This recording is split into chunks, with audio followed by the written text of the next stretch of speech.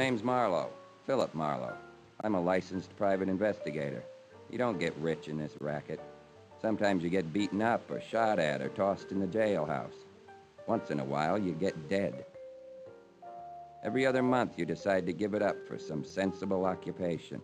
Then the door buzzer rings, and there stands a new face with a new problem and a small piece of money. Come in, Trouble. What can I do for you?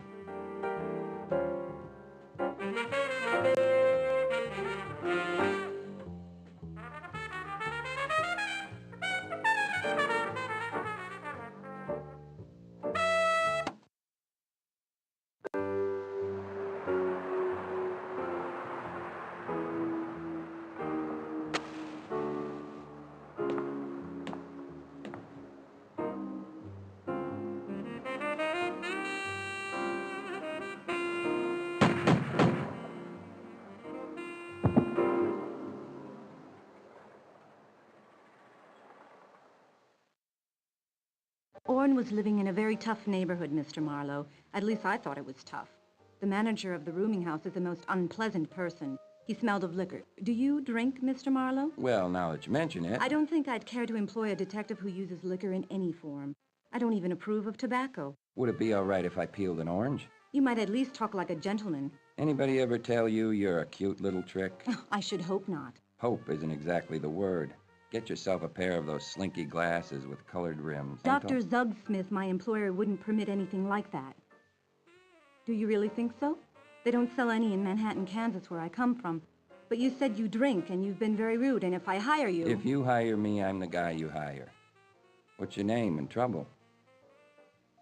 Look, you come from Manhattan, Kansas. You work for Dr. Zugsmith, and you're looking for somebody named Orrin. I already have enough information about you to find out your whole family history. You don't look like the type who goes to see private detectives. I know that. Orrin would be livid, and Mother, too. I just picked your name out of a phone book and... What's your name? My name's Orphan Quest.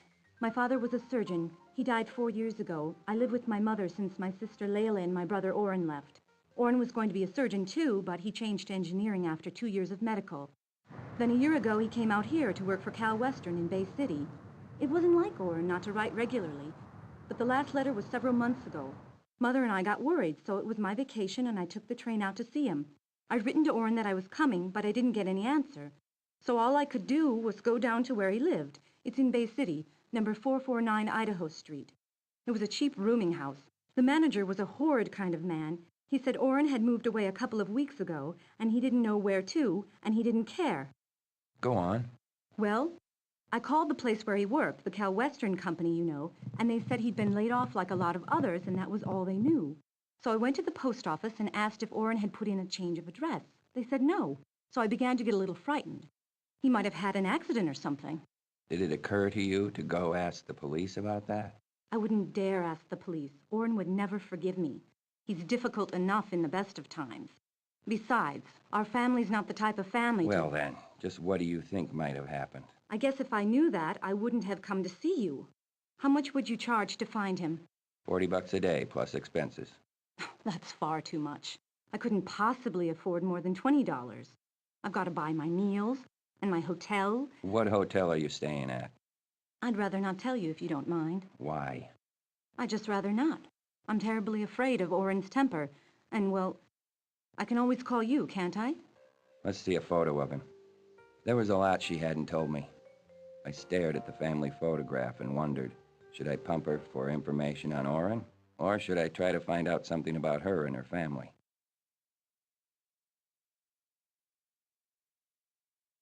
Tell me about Orrin. He was 28 years old. He has light brown hair. He's very tall, over 6 feet. He used to wear a little blonde mustache, but Mother made him cut it off. She said... Don't tell me. The minister needed it to stuff a cushion. You can't talk like that about my mother. There's a lot of things about you I don't know, but you can stop pretending to be an Easter lily. What about his habits? What does he do for fun, besides not smoking or drinking or going out with girls? He studies a lot, and he has a very expensive camera he likes to snap people with when they don't know. Sometimes it makes them mad. But Orrin says people ought to see themselves as they really are. Let's hope it never happens to him. What kind of camera is it? One of those little cameras with a very fine lens. You can take snaps in almost any kind of light. A Leica. All right, I'll take the case. But you ought to be able to guess what happened. He's in a strange city. He's made good money for a while. He's meeting a kind of people he never met before. So he just broke training, and he doesn't want his family to know about it. He'll straighten out. No, Orrin's not the type to do that, Mr. Marlowe. Anyone is. Out here, he's lonely. He's got dough. He's got himself all jammed up with some floozy and a bottle of hooch. After all, the guy's going on 29 years old, and if he wants to roll in the gutter, that's his business. I hate to believe you, Mr. Marlowe. I'd hate for Mother... Something was said about $20. Do I have to pay you now? That would be the custom. I'll give you a receipt. I don't need a receipt, Mr. Marlowe. I do. You won't give me your name and address, so I want something with your name on it. What for? To show I'm representing you. Call me anytime. Bristol Apartments, apartment 428. I shan't be very likely to visit you. I haven't asked you yet. So, I found myself employed, and for the unheard of sum of $20 a day. There were a few places I could investigate, and I always have the resources in my office.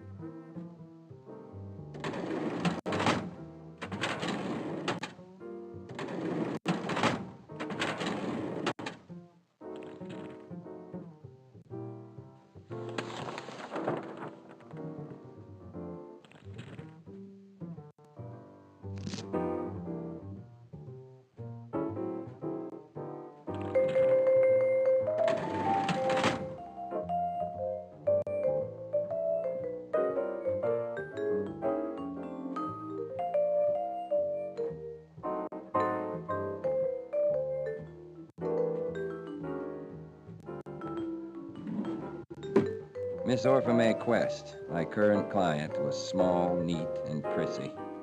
She wore rimless glasses, no makeup, and no jewelry. She wasn't that kind of girl. And yet there was something in her eyes that was much older than Manhattan, Kansas.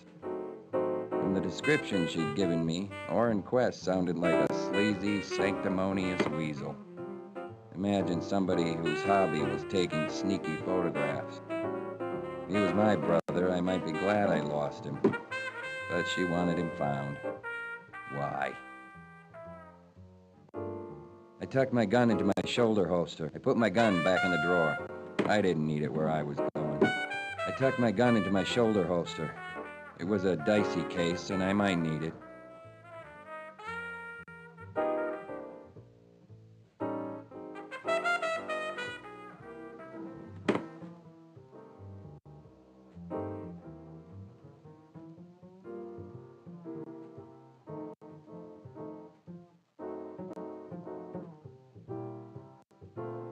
The question was, where to next?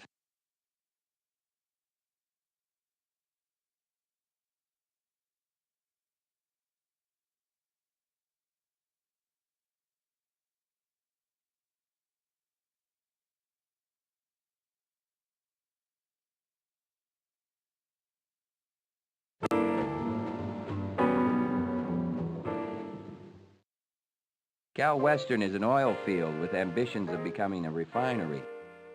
I'd explained what I was looking for and why, and the office manager had obligingly found Orrin Quest's one-time foreman for me. Yes, I knew Orrin Quest. He didn't work here too long, about a year. The company had to let go about half of the second shift about 3 months ago, and Quest was just one of a dozen we laid off. The plant seemed to be running at full tilt now. I could ask what had caused the layoffs and what Orrin's attitude toward that had been, or I could try to get some insight into Orrin's personal life. You seem to be running well now, or am I jumping to conclusions? Actually, we're running at capacity now. The company ran into a financial snag about 4 months ago. Lost a few contracts. Without the contracts, we didn't need the engineers. But engineers are used to that.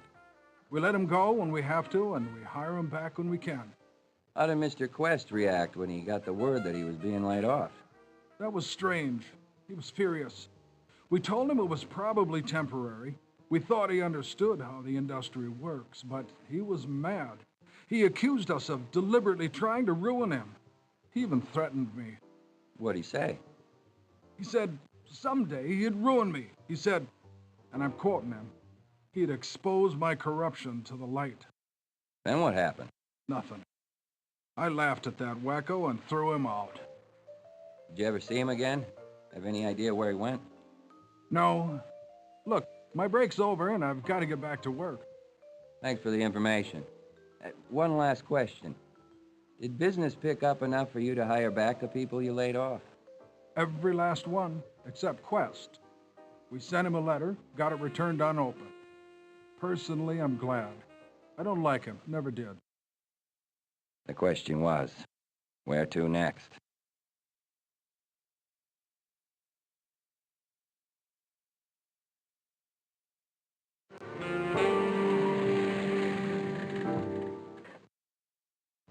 You could know Bay City a long time without knowing Idaho Street. And you could know a lot of Idaho Street without knowing number 449. The no vacancy sign had been there a long time. Beyond the screen door, I could see someone at the kitchen table. He was counting money. Hey, I need to see the manager. Not in, Bub. Who are you? Wants it to you. I want a room.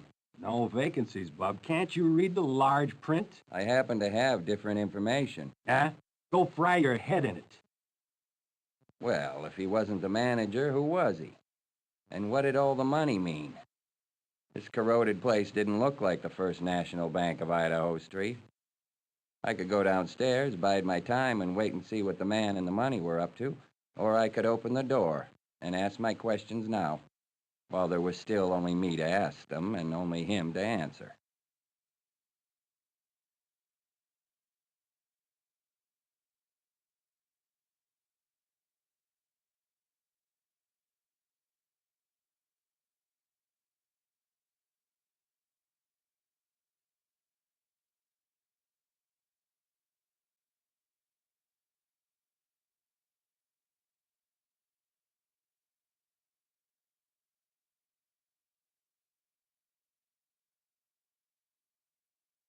Rent day? You came in anyway. Don't sit on the floor just to be chummy.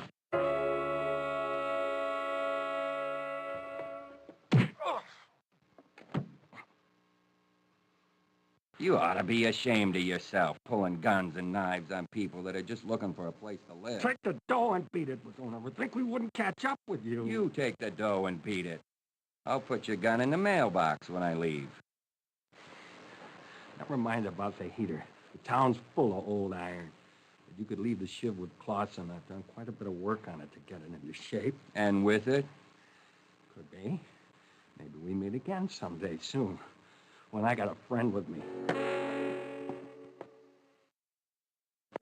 The room was full mostly of bad air and gin, but there was a reminiscence of marijuana smoke.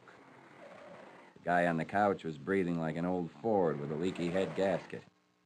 Sloppy drunks like this guy will tell you anything you want to know, if you don't push too hard. So I could just wake him up by tapping on the bottle and asking him a few questions. If that gets his attention. Some people don't cooperate with you unless you reach out and grab them and make them pay attention.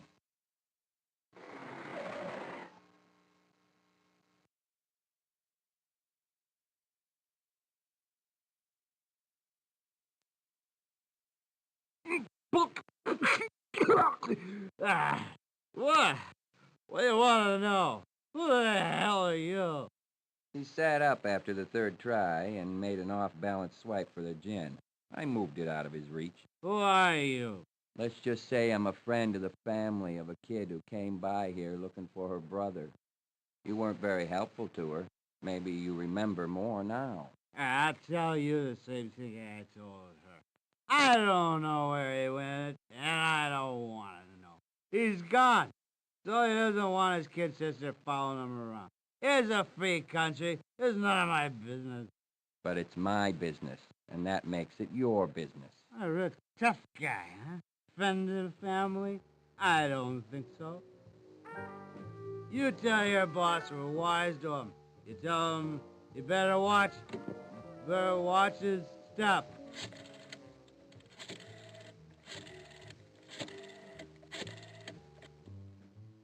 Now, let me talk of the doc. Vince, the doc, is Lester B. Clausen, that's who it is. You just tell him to... That was about all he could manage for the time being. The house was silent as I started up the stairs with Lester B. Clausen's passkey. I let myself in to room 214. It wasn't empty. I beg your pardon. The manager told me this room was vacant. You can always try knocking. Why would I? If the manager said the place was empty, he must have thought you already moved out. Okay if I look around? There's a no vacancy sign on the house. So what makes you think if you come here, you'll find one? A man named Orrin P. Quest told me about it. There was a look on his face that you might call watchful, but it was a watchful face to begin with. You ain't getting nowhere with that breezy manner, bub. What kind of dick are you, city? Your grammar is almost as loose as your toupee. Lay off my toupee. What's a beef? No beef. I just wondered why you had the room. I moved from room 215. This here's a better room, that's all. You satisfied? So, you're Hicks. How did you... George W. Hicks. It's in the register, room 215. You said you moved from room 215. If I had a blackboard, I'd write it out for you. Don't get tough with me. What happens with people that get tough with you? You make them hold your toupee? You lay off my toupee if you know what's good for you. What's your connection? I gave him my card and told him I was looking for Orrin P. Quest. He asked why, but I didn't answer. Okay, you don't have to answer. I'm a careful guy myself. That's why I'm moving out. So, Hicks was leaving. He was the only witness I had to the whereabouts of Orrin P. Quest. At least he'd seen him, or maybe talked to him. I could pump him for more information now, or I could try to find out more about Hicks and where he was going.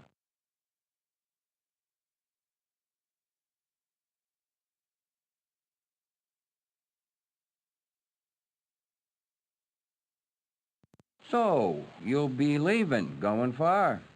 Just far enough. What's your racket, anyway? You got me wrong, brother. I'm a retired optometrist. That why you have the gun in there? What? That old Colt 45 has been in the family for years. You never know, you could need it. So, what kind of work do you do, mostly? Anything that's reasonably honest.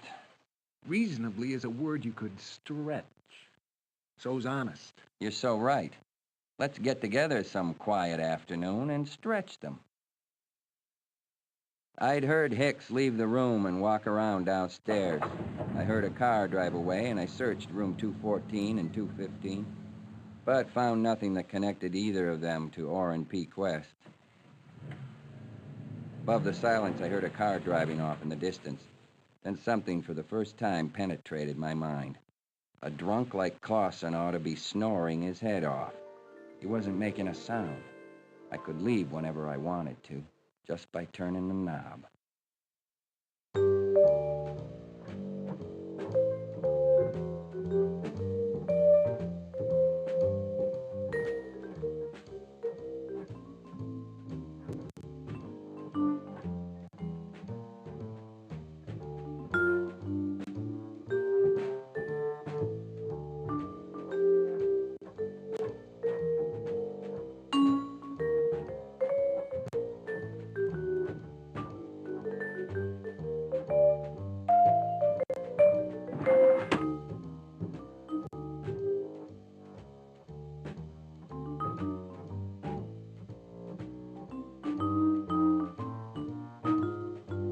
Clausen's friends or his killers?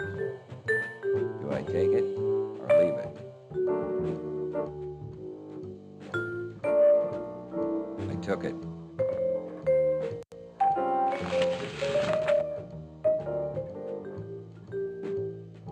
I could take it or I could leave it there for the police to find.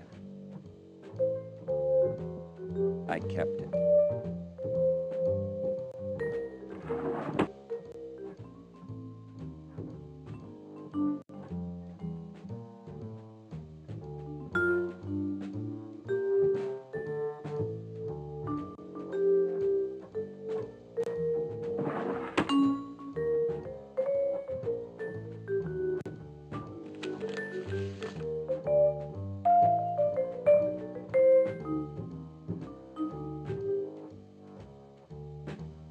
I could take it, or I could leave it for the cops.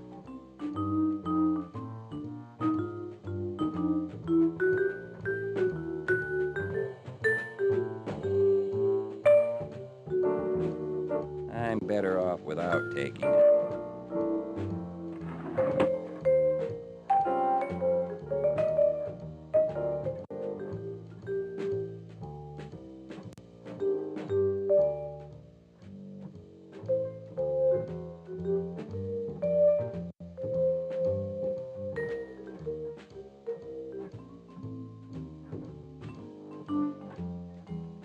I could take it or I could leave it there for the police to find. I hope the police don't catch me with all this stuff.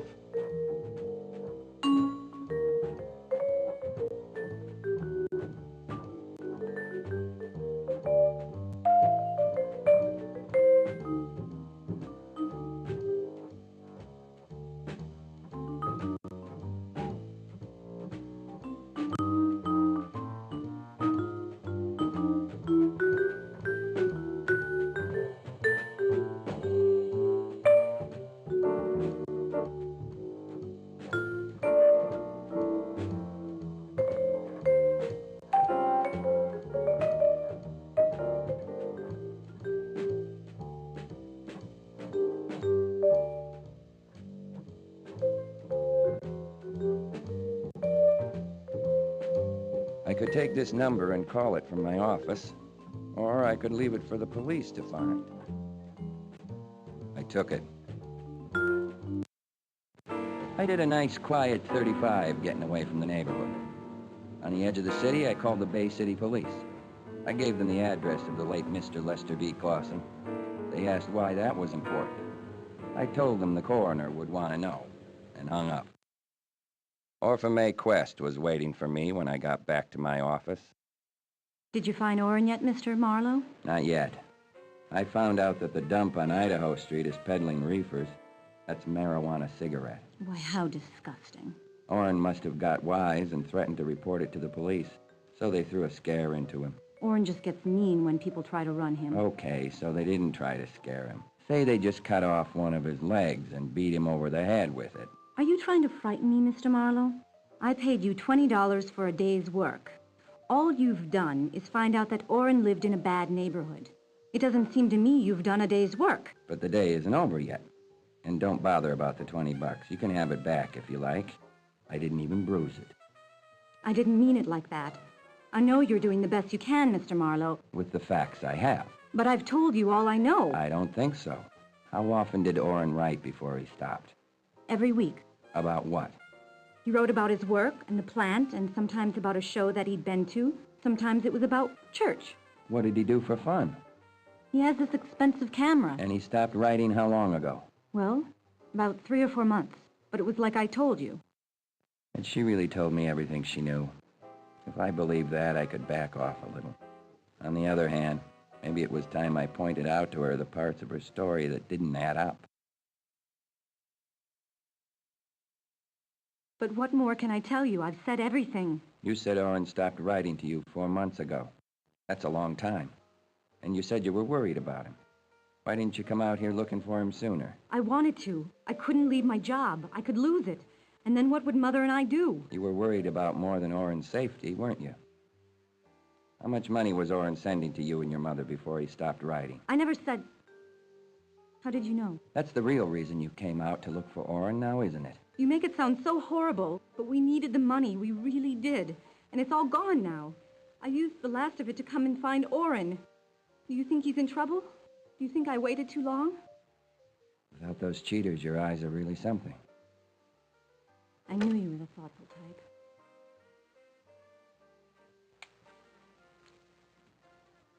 I'm sorry I was mean. I'll call you. It hadn't been much of a kiss, but it looked like I had another crack at that $20.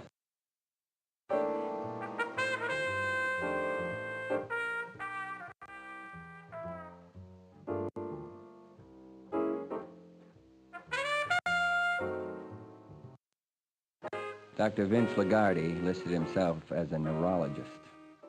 Mr. Clausen tried to telephone you this morning. He was too drunk to talk properly.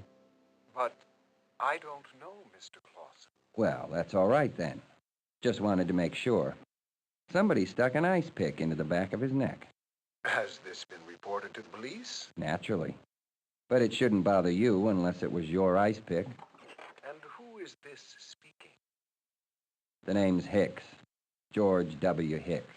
I'm sorry, Mr. Hicks, but I don't know Mr. Clausen. Nor have I ever heard of him. Well, that's fine. But somebody may want to know why he tried to telephone you.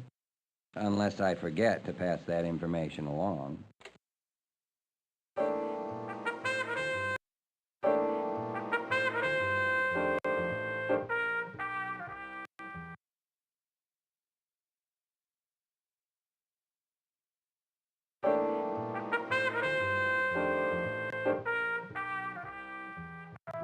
The question was, where to next?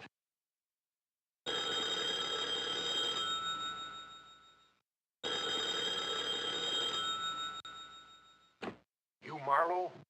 I need something kept in a safe. For that, I have a nice C-note right here in waiting. Room 332, Van Nuys Hotel. Not 2 quick ones, 2 slow ones. Hey, wait a minute. How's every little thing in Bay City, Marlowe?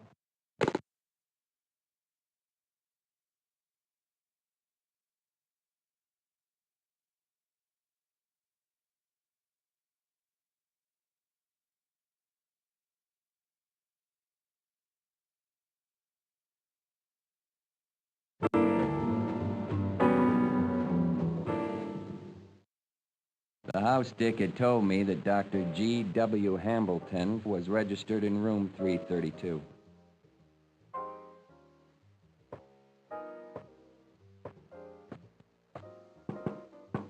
Nothing happened. I felt as if I'd spent my life knocking at doors in cheap hotels that nobody bothered to open.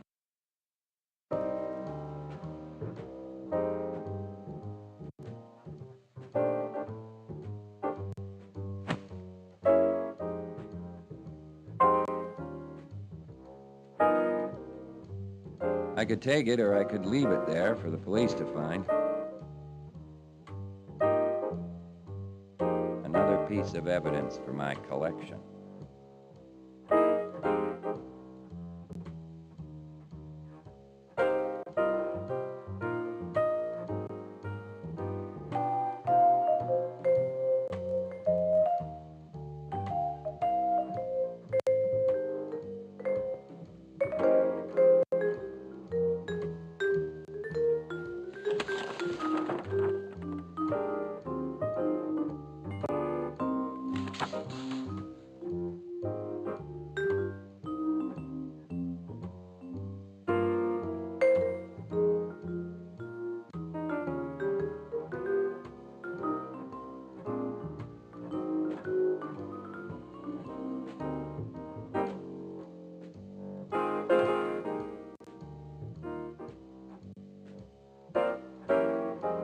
Another matchbook. Do I take it and try to call the number later, or do I leave it for the police?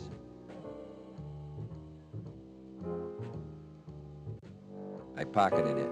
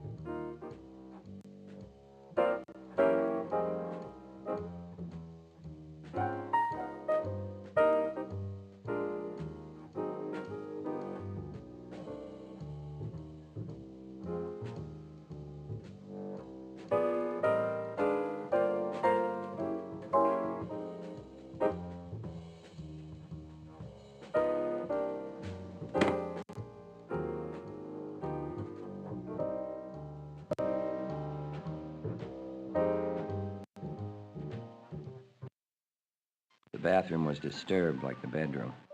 Someone had been looking for something. Don't turn around. Put your hands on the sink. It was not the voice which had talked to me over the telephone. I didn't move. Don't ever think I'm fooling. I'll give you exactly 3 seconds to do what I say. Couldn't you make it a minute? I like looking at you.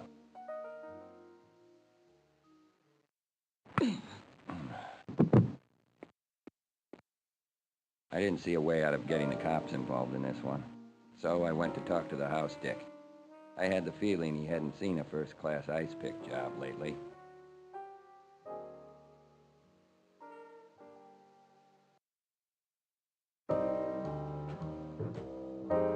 I'd already checked the bathroom and found out everything I needed to in there. Detectives French and Bayfus arrived. They took a few notes and then started to examine the body. Punctured spinal cord, just below the occipital bulge, I'd say. Very vulnerable spot. Whoever did this was a performer. Got the spinal cord on the first try. And another thing, you have to have the guy quiet to do it. That means more than one killer. Unless he was doped or the killer was a friend of his. I don't see how he could have been doped if he was the party that called me on the phone. If. And since you didn't know the guy, according to you, there's always the faint possibility that you wouldn't know his voice? Or am I being too subtle? I don't know. I haven't read your fan mail. Don't waste it on him, French. All right. The customer had something he was afraid to keep around.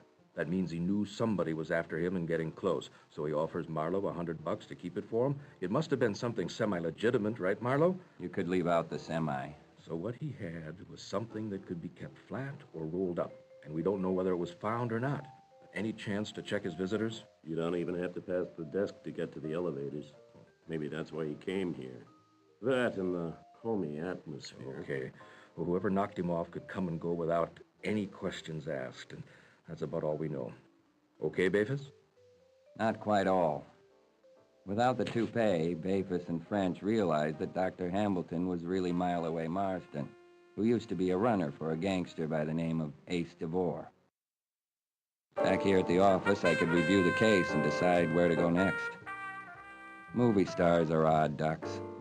They build a whole career out of being recognizable behind any costume, in any situation, and then, after all that effort to make us remember them, they think they can hide behind a simple pair of dark glasses.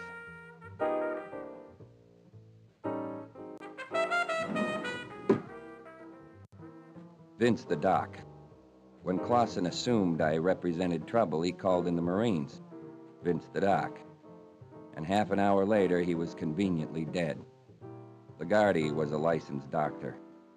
I looked it up. How did he fit into this? Clausen called him when he wanted a few of those boys to take care of me, so Lagarde must be connected to the mob that was selling drugs at 449 Idaho Street. Did he kill Clausen? And one more thing. He used to practice in Cleveland. I looked it up.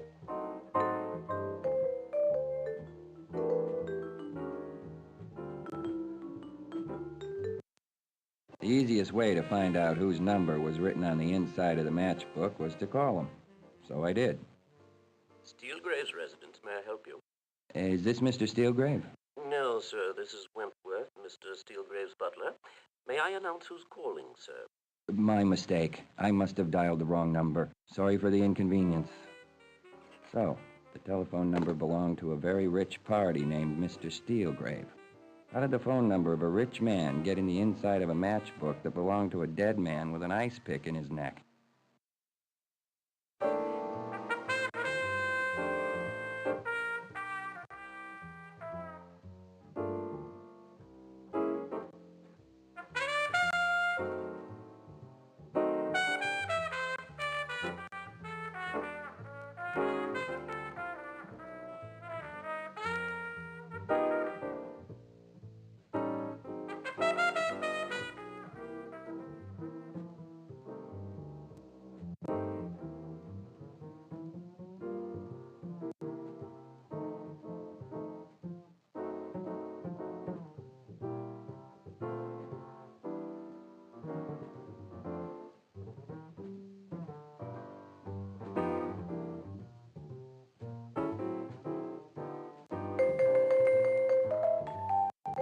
question was, where to next?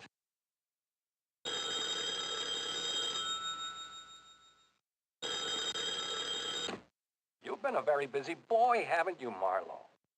You know, the police would be interested in where you've been lately at the scene of murders. You've been withholding information and evidence. That's no way to treat the city's finest, Marlowe. They could arrest you for that. All it takes is a tip-off to the police, Marlowe, and you'll be seeing the world through the wrong side of a jail cell.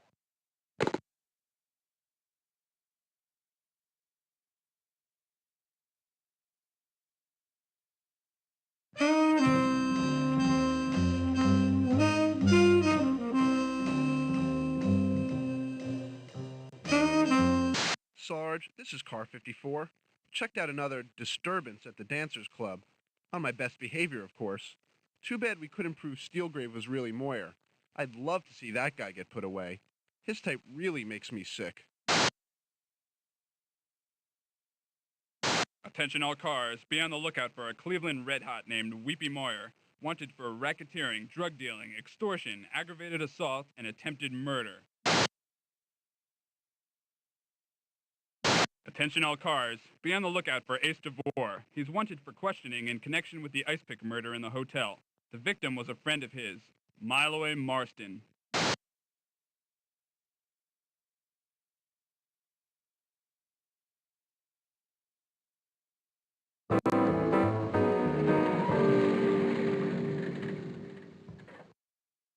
I had already chewed my way through the Los Angeles paper, which contained no item about ice picks or the Van Nuys or any other hotel. The Bay City News wasn't too busy to write up a murder, though. They put it on the first page, right next to the price of meat. 8 in large prints from your negative. It is Mr. Hicks, isn't it? I went out and sat in my car and looked over the catch. The print showed a couple sitting in a booth in a restaurant. The tablecloth was covered with tiny figures of dancing couples. That made the restaurant the Dancers. The girl was Mavis Weld. The man I didn't recognize. I figured it must have been a hidden camera trick. It wasn't too hard for me to guess who had taken the picture. Mr. Orrin P. Quest must have moved fast and smooth to get out of there with his face still on the front of his head.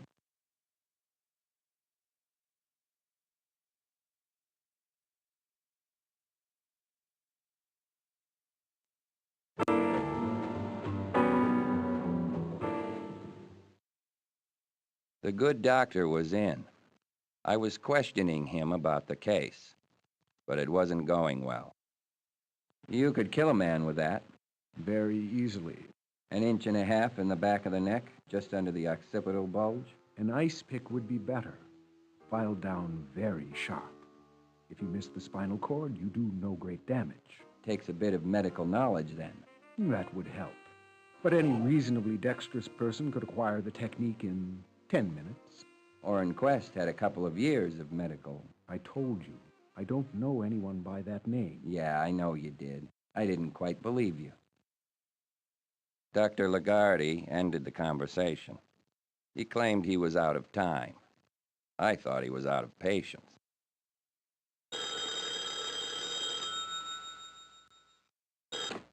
Listen, Marlowe, you've got a lot to learn about how the world works. You know, one phone call to the right person at City Hall from the right person could get that PI license of yours yanked. You want to stay in business. Stay out of our business. Stop nosing around.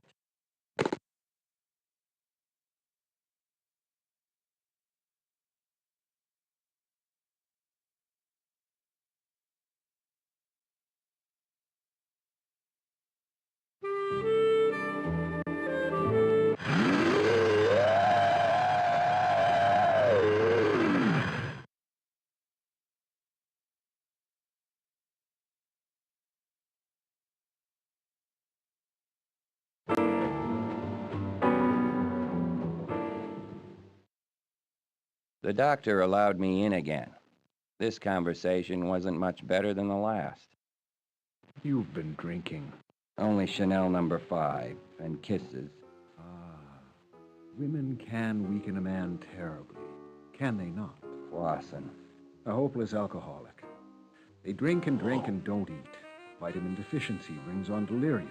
There's only one thing for them to do. Needles and more needles. It makes me feel dirty. I am a graduate of the Sorbonne, but I practice among dirty little people in a dirty little town. Why? Because of something that happened years ago in another city. Don't ask me too much, Mr. Marlowe. Then the cops coming here on account of Clausen doesn't bother you. You're just afraid of this other thing that happened somewhere else, long gone. Or it could even be love. Love. He dropped the word slowly off the end of his tongue, tasting it to the last. Not love, then. I'm trying to read your mind. Here you are, a guy with a Sorbonne degree and a cheap little practice in a cheap and nasty little town. So what are you doing here? What was the rap, doctor? Narcotics? Abortions? Or were you by any chance a medic for the gang boys in Cleveland? A very wild suggestion, my friend. Once again, I was escorted out. The doctor was through with me for the time being. A member of the city council demanded that action be taken against the organized criminal element in Los Angeles. He pointed to the mob connections that surround the two ice pick murders as evidence that gangsters are operating in the city with impunity. The police commissioner is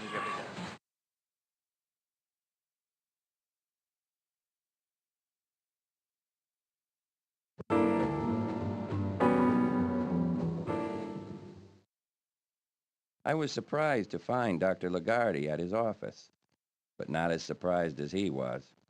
He let me in anyway. You knew Clausen. Clausen was killed very skillfully with an ice pick. Killed while I was in the house, upstairs, talking to a grifter named Hicks. Hicks moved out fast, taking a page of the register with him. The page that had Orrin Quest's name on it. Later that afternoon, Hicks was killed with an ice pick in L.A. His room had been searched. There was a woman there who had come to buy something from him. She didn't get it. I had more time to search for it. I did get it. Presumption A. Clausen and Hicks killed by the same person, not necessarily for the same reason. Any good so far? Not of the slightest interest to me. Okay, now what did I find? A photo of a movie queen and an ex-Cleveland gangster, maybe on a particular day. A day when the ex-gangster was supposed to be in hock at the county jail. Also a day when ex-gangster's one-time sidekick was shot dead on Franklin Avenue in L.A. Why was he in hock? Tip-off that he was who he was. Who gave him the tip? The guy gave it to them himself, because his ex-partner had to be rubbed out, and being in jail was a first-class alibi. Photo, therefore, strong blackmail material. Utterly fantastic. It gets worse. Presumption, B. Orrin Quest took that photo. How? The movie queen is his sister. Still utterly fantastic, Doctor? This time I decided to leave on my own and find somewhere better to go.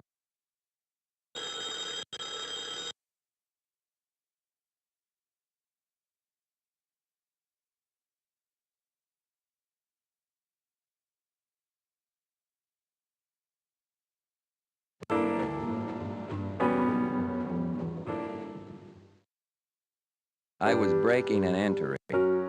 That's on the books as illegal the last time I looked. I'd take a look around, leave things how I found them, and when I was gone, no one would ever know I'd been here.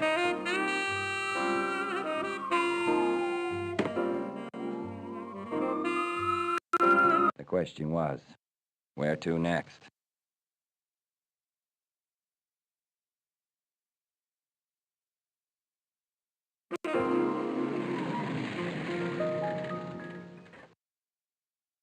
No one was around. I picked the lock and let myself in.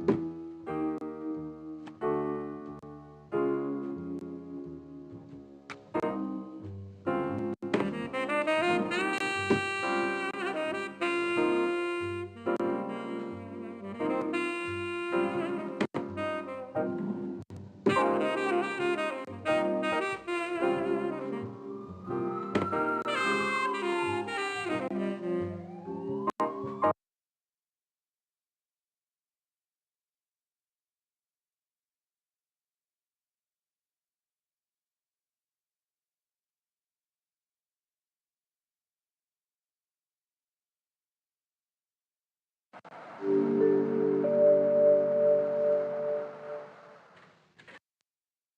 get in to see Miss Weld, I'd lied and said I was sent by the studio. I was met at Mavis's apartment by Dolores Gonzalez. I recognized her and made the mandatory compliment on her last picture. Are you quite sure you have the stills, amigo? They are usually a little too big to put in your pocket. Her voice was cool. She looked almost as hard to get as a haircut. For Miss Weld personally. Sorry. I told you she was taking a bath. I'll wait. I am most fully aware that you are a damned liar and that you have no stills in your pockets. Perhaps you would like to help her. The bathroom is up there, through the arch and to the right. Most probably the door is not locked. Not if it's that easy. Oh, you like to do the difficult things in life. I must remember to be less approachable. Don't bother, Miss Gonzalez. I'm just a guy who came here on business. You may call me Dolores, if you wish. So glad you two got acquainted. It was the voice I'd heard at the hotel. The name is Philip Marlowe. It's nice, don't you think? I didn't know you bothered to ask them their names. Such a charming way to insult a girl. At least I haven't been sleeping with any gunmen lately. Are you sure you can remember? Open the door, honey. This is the day we put the garbage out. On your way, dreamboat. Make with the feet. I came here on business, Miss Weld. Out. I don't know you. I don't want to know you. And even if I did, this wouldn't be either the day or the hour. Never the time and the place and the loved one all together. What's that? Browning. The poet, not the automatic. I feel sure you'd prefer the automatic. Look, little man, do I have to call the manager to bounce you downstairs like a basketball? If you're going to stand that close to me, maybe you better put some clothes on. Did I hurt you? That's fine. I think you'd better kiss me. Believe me, there's only one reason I don't. I might just happen to start working for you. I'm free, white, and 21. I've seen all the approaches there are. I think I have. If I can't scare you, lick you, or seduce you, what the hell can I buy you with? Well... Oh, don't tell me. Money, of course. Money would help. How much money? Oh, $100 would do to start with. It's a cheap little bum, isn't it? Is $100 money in your circle, darling? Make it 200. I could retire on that. Still cheap. Every week, of course, in a nice, clean envelope. You could skip the envelope. I'd only get it dirty. And just what do I get for this, my charming little gumshoe? How did she know I was a detective? I could reach for my notebook and ask her. Or I could put on my hat and leave. But make one thing clear before I left. I'm a private investigator, Miss Weld. I should have told you sooner. I apologize. I know you were at the scene of the murder at the Van Nuys Hotel. The police don't know because I didn't tell them. I came here because I was hoping you could give me... money to keep on not telling the police. Information about the dead man. How long had he been blackmailing you? Murder and blackmail? You should write screenplays. Had you ever seen him before? What was his name? You think I'm being blackmailed by a blackmailer who uses his real name? Are you sure you're a detective? He must have given you some name. Lester Clausen, George Hicks, Orrin Quest. You've overstayed your welcome. Get out. The first two men are dead, killed with an ice pick to the back of the neck. The last one is missing. Are you sure you haven't slept with any gunmen lately? I'll give you 3 seconds to get out of here or I'm calling the police. I don't want to put you in a spot like that. One thing would lead to another, and you'd have to lie to the police, and I don't think you could do it convincingly. It takes acting. Miss Weld insisted I leave. Where should I go now?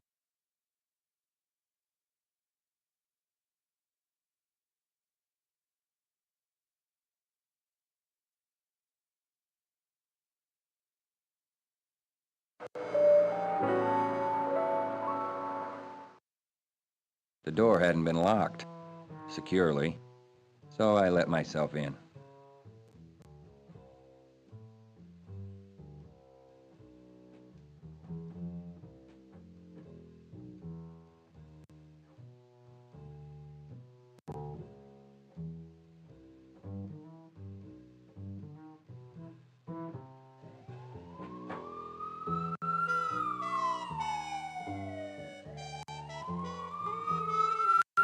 The question was, where to next?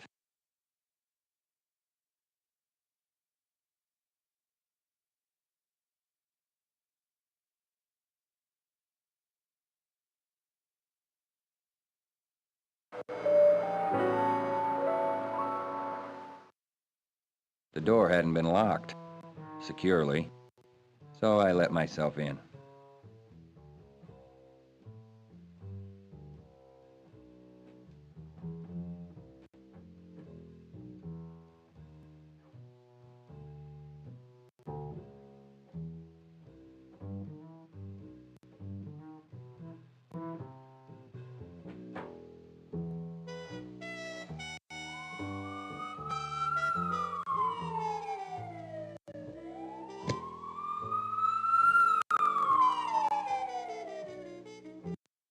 The cops had driven me to the station where Detectives French and Bafis took over the questioning.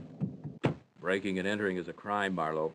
You guys know I'm not a burglar. I'm working on a case. He's working on a case, which explains it.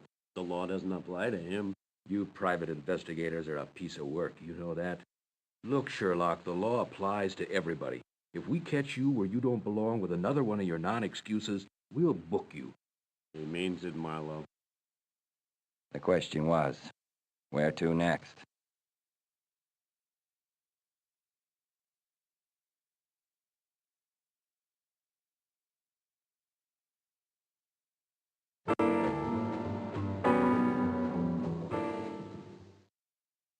No one was there. I forced the door open and went in.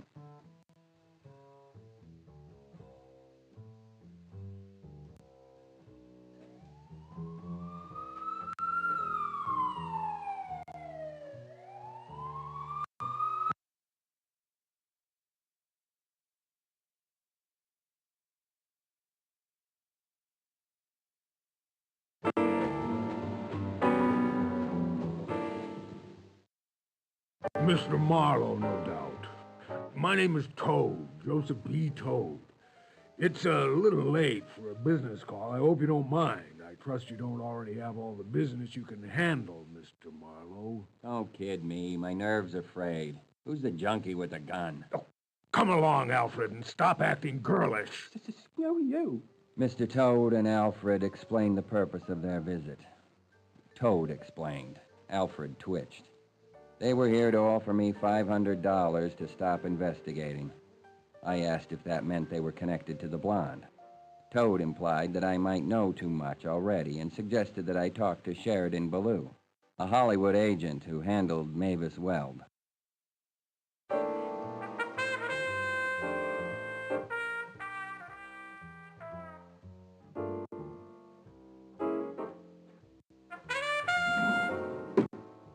Dr. Hambleton, who I knew as G.W. Hicks, was killed with an ice pick to the back of the neck, just like Lester Clausen. Was it done by the same murderer? Or was there a ring of ice pick murderers? What was Mavis Weld doing there? And of all the things for Hicks to be hiding for safekeeping, it had to be a receipt for photographs, which made me think of Orrin Quest. He liked to take photos of people when they weren't looking. Was Hicks killed for the photo receipt? Did Orrin do it?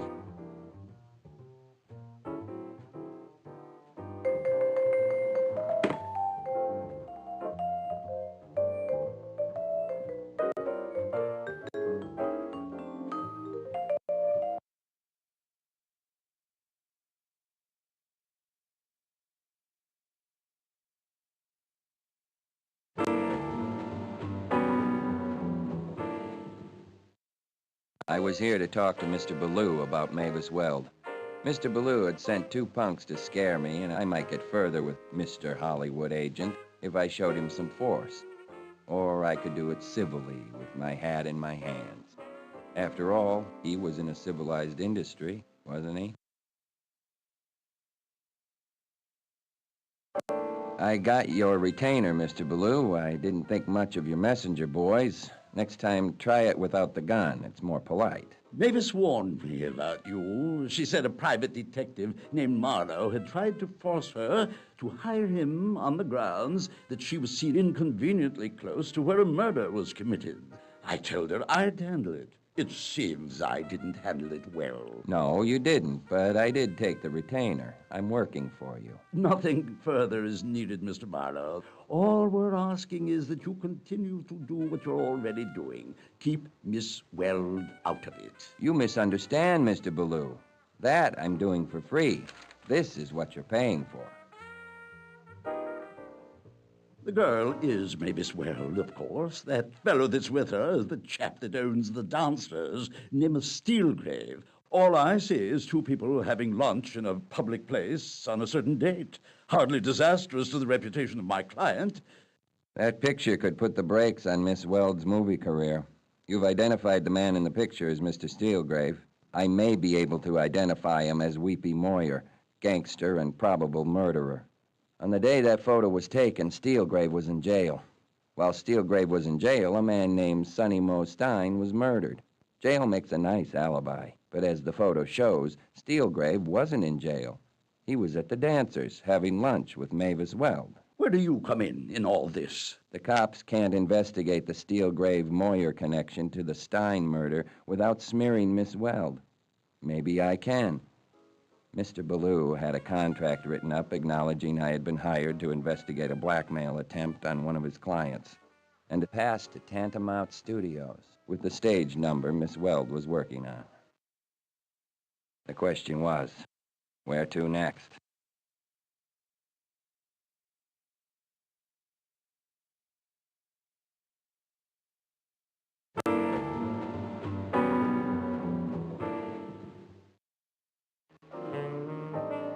The Dream Factory. Miss Weld was at work on stage 17. Somebody let you in here. Who? Why? That takes explaining. She'd started right up where she'd left off. She was in big trouble. I was already involved, and I could take care of myself and her. Still, I had a notebook full of unanswered questions about Mavis Weld. I'm working for you. I've been paid a retainer, and Ballou has the receipt. How very thoughtful. And suppose I don't want you working for me. All right, be fancy. Well? I have the negative and some other prints. You'd have had them if you had more time and known where to look. I'm a little chilly and I have to get some lunch. You're a little chilly and you have to get some lunch. And you've waited too long. You haven't anything to sell, except perhaps your life. I'd sell that cheap. For love of a pair of dark glasses and a delphinium blue hat and a crack on the head from a high-heeled slipper. Not to mention getting thrown out of my apartment. Goodbye, Mr. Marlowe. You came too late. Much too late. For me? Or for you? I think for both of us. I think you should come to my dressing room. It's more private. So ask me the questions. Who's Steelgrave? A man I've known for years and liked. He owns things. A restaurant or two. Where he comes from, that I don't know. But you know him very well. Why don't you just come right out and ask if I sleep with him? I don't ask those kinds of questions. Has he ever been in trouble? With the police? The man is worth a couple of $1 million. Don't be ridiculous. How did he get it? How would I know? I really do have to eat something, Marlowe. I'm working this afternoon. You wouldn't want me to collapse on the set, would you? Okay, I'll leave. Don't forget I'm working for you. I wouldn't be if I thought you killed anybody, but you were there. You took a big chance. There was something you wanted very badly. You're just building a sandcastle, Marlowe. Really? The man was murdered. You had a gun. And I found something the police would love to have me hide from them. Because it must be as full of motive as the ocean is of salt. As long as the cops don't find it, I have a license. And as long as somebody else doesn't find it, I don't have an ice pick in the back of my neck. There were other places to go and people to interview. There might even be people waiting for me in my office. Where should I go next?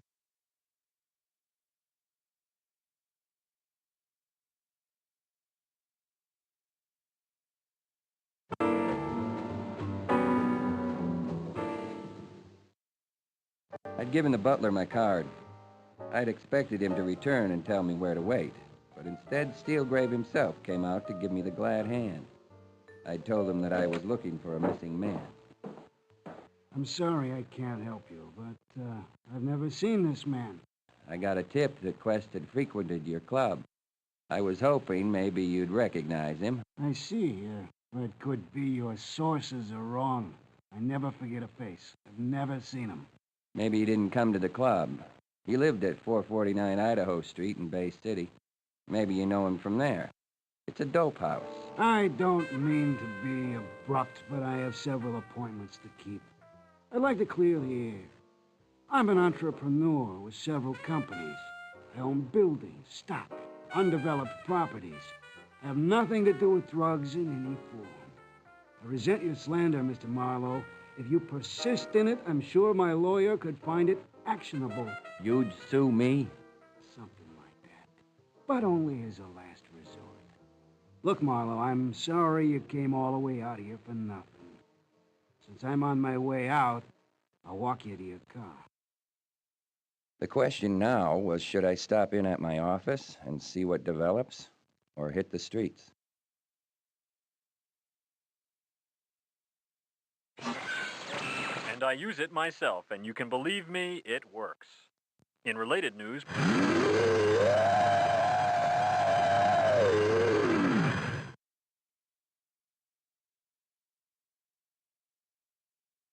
Attention all cars. Philip Marlowe is wanted for breaking and entering at the Van Nuys Hotel. Bring the private eye in, boys. Let's see if he can talk his way out of this one. Where to go? Bay City, Hollywood, my own office. You never know who might be waiting there.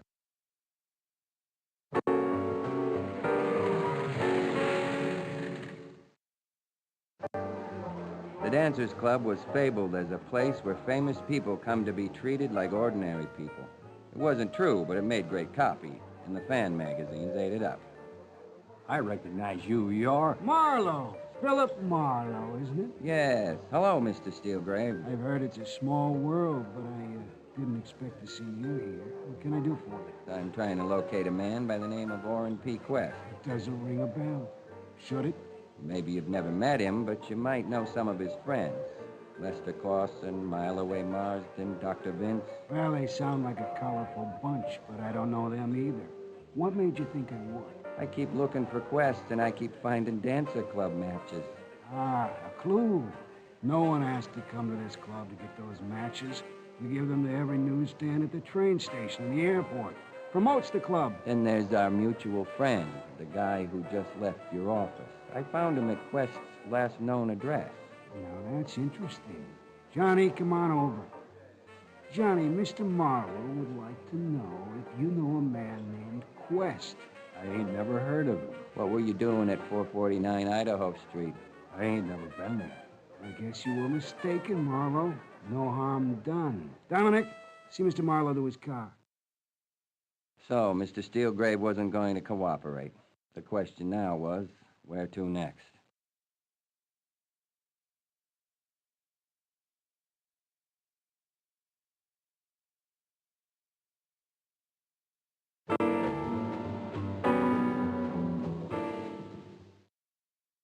No one was around.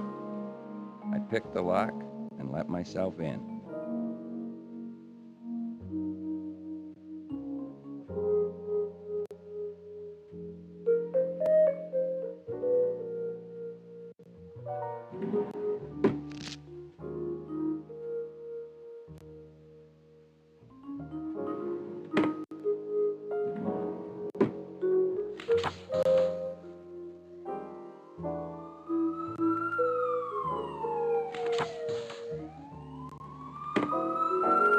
I'd gotten caught by the police, and I'd almost talked my way out of custody when the radio in the police car squawked, "Marlowe?" And the next thing I knew, I was being taken downtown for questioning. Marlowe, why is it you keep turning up in the middle of a police investigation? Stay clear of ongoing police business, Marlowe. In a criminal case, the County of Los Angeles has jurisdiction. Keep out of police business, Marlowe. You muddy the waters. We catch you at it again, and we'll book you. I'd have to watch my step.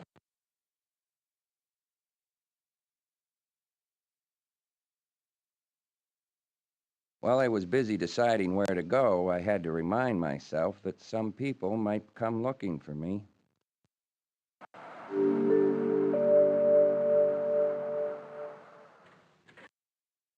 Breaking and entering is only a crime if you get caught. I picked the lock and let myself in.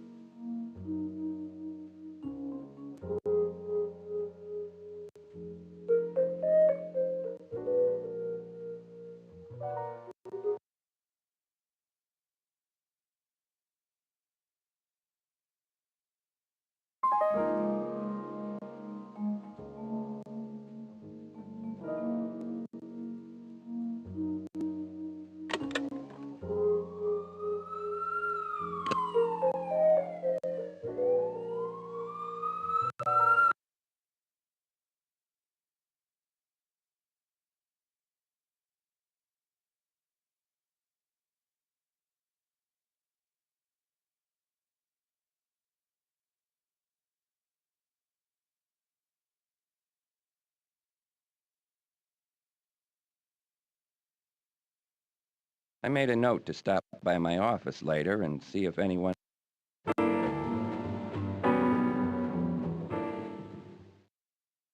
Breaking and entering is only a crime if you get caught. I picked the lock and let myself in.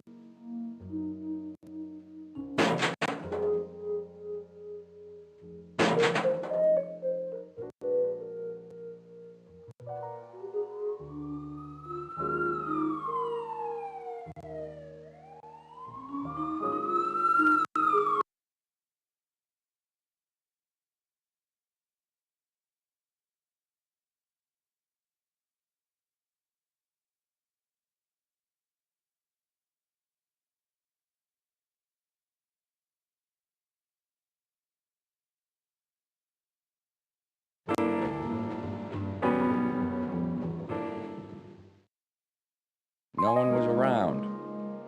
I picked the lock and let myself in.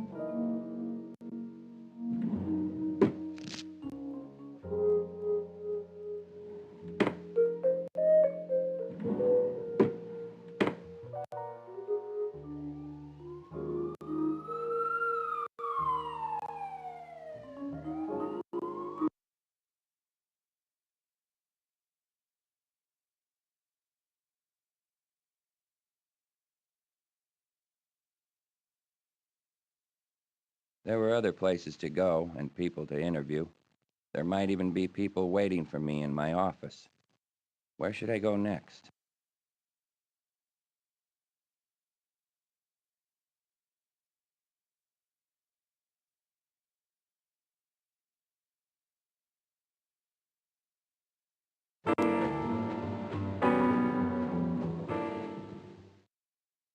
Breaking and entering is only a crime if you get caught. I picked the lock and let myself in.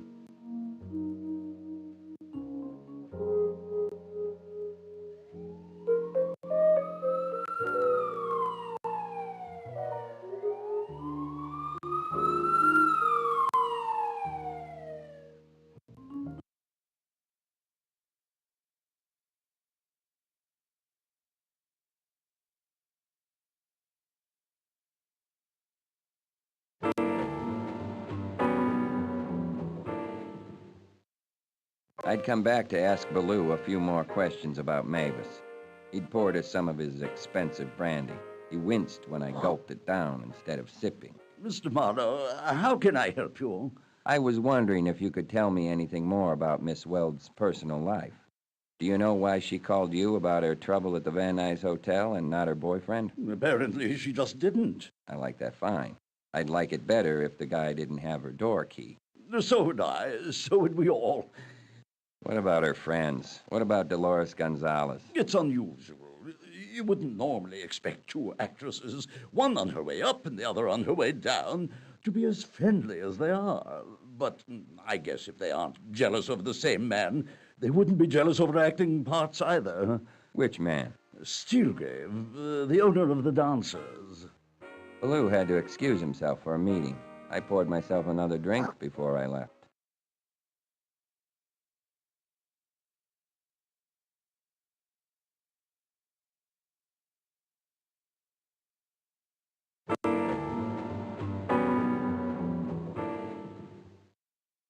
No one answered the door when I rang, but it wasn't locked, so I let myself in. The boss thought you might show up again. What is he, psychic? I'm going to tell you something about how the world works. Money and power can fix things. A few words to the right people, a few phone calls. I'm stupid today. You're going to have to spell it out for me. Okay, bright boy. I'll give it to you straight. You've been present at the scene of 2 murders, but you haven't told the police that. You've got evidence that belongs to them. You might be an accessory after the fact. Maybe you're the murderer. What if someone was to leave incriminating evidence in your office and call the police to come find it? All they need is a tip. Back off, Marlowe. Drop the case. Where there's smoke, there's fire, and where there are threats, there's pay dirt. The question now was, where to next?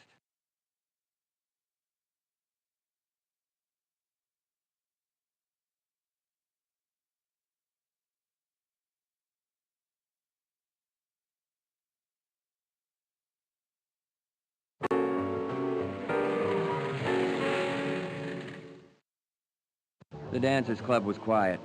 No one was lying in wait to corral their next producer or making an entrance into the room. Hello, Marlowe.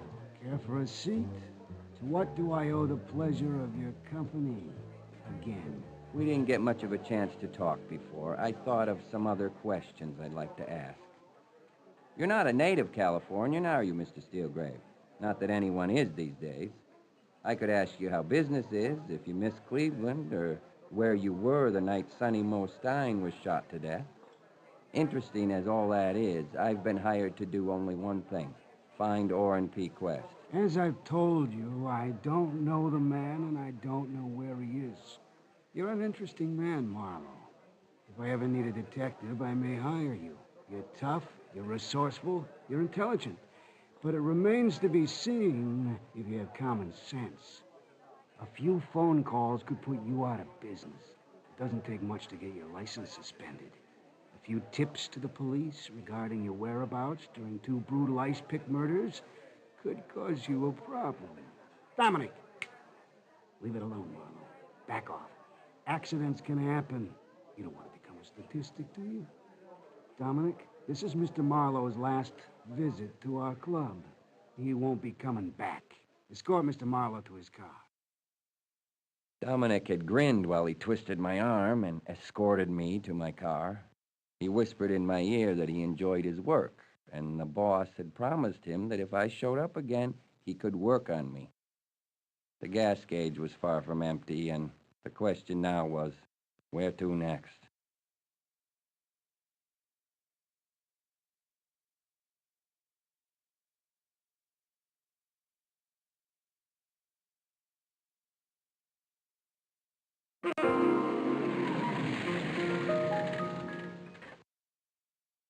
No one was around. I picked the lock and let myself in.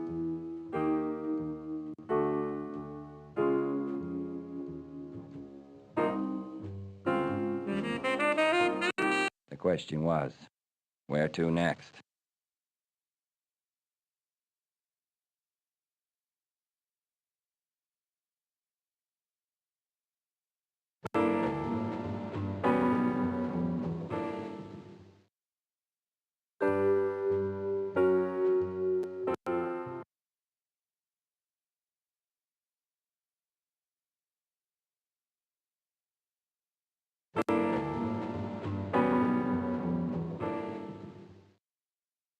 Breaking and entering is only a crime if you get caught.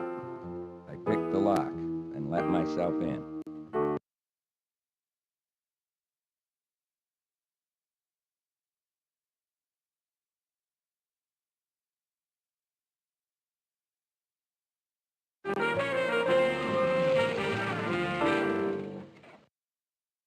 When the phone started ringing, I let it ring. I had had enough for one day. Could have been the Queen of Sheba with her cellophane pajamas on. Instinct was stronger than wariness. Oh, Mr. Marlowe, I've been trying to get you for the longest time. I'm so upset. I'm... Later. But I tell you, I have to see you. Uh-huh. You kissed me. I've kissed better since. I've heard from Orrin. You're a nice little liar. Goodbye. But I really have. He called me on the telephone right here where I'm staying. Fine. Then you don't need a detective after all. I couldn't even find out where you were staying. I wrote to him where I'd be staying. Uh-huh. Only he didn't get the letter because he had moved and he didn't leave any forwarding address. Remember? Goodbye, Miss Quest. And you don't have to tell me where you're staying. I'm not working for you. Very well, Mr. Marlowe. I'm ready to call the police now, but I don't think you'll like it. Why? Because there's murder in it, Mr. Marlowe. And murder is a very nasty word, don't you think? Come on up. I'll wait. There were 2 murders she could be referring to, and I was involved in both. Obstruction of justice was the least of the crimes they could charge me with. I'd had enough of Miss Orphan Quest, and I was going to pour myself a drink and tell her so. She was a liar and a chiseler, but then the case was more tangled than I ever thought it would get, and I might still need to find out what was going on, if only to prove my own innocence.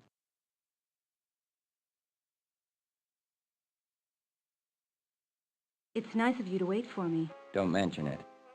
Do you want to talk about the murder? I don't really know very much. Orrin called and he said that horrible man, the manager at the rooming house, he was killed. And your brother? How is he? He said he was all right, but he wouldn't tell me where he was.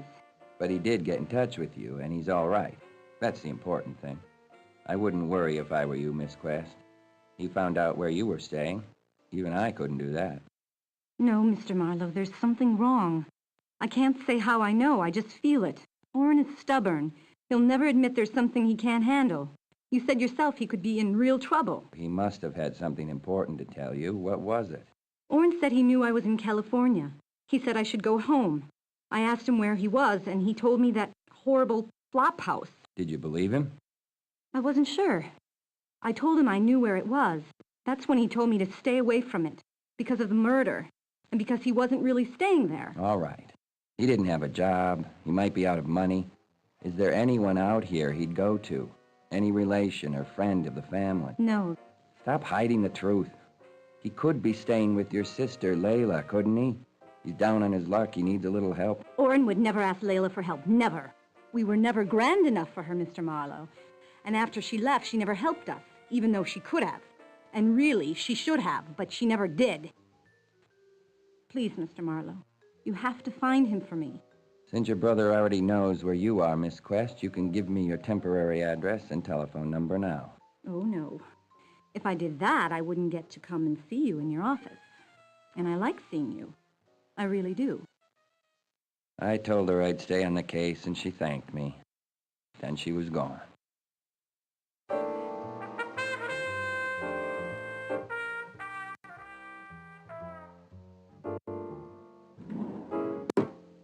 There was no doubt that Mavis Weld was being blackmailed.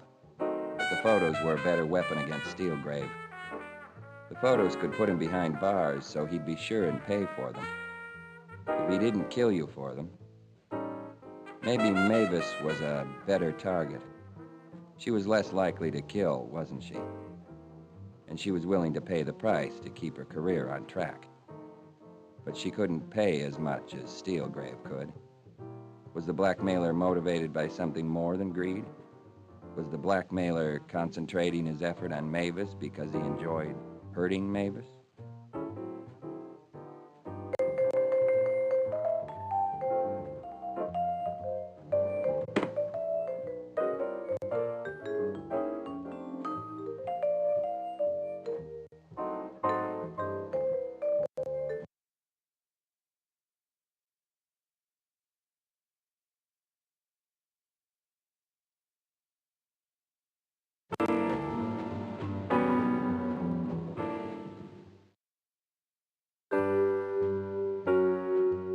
There were other places to go and people to interview.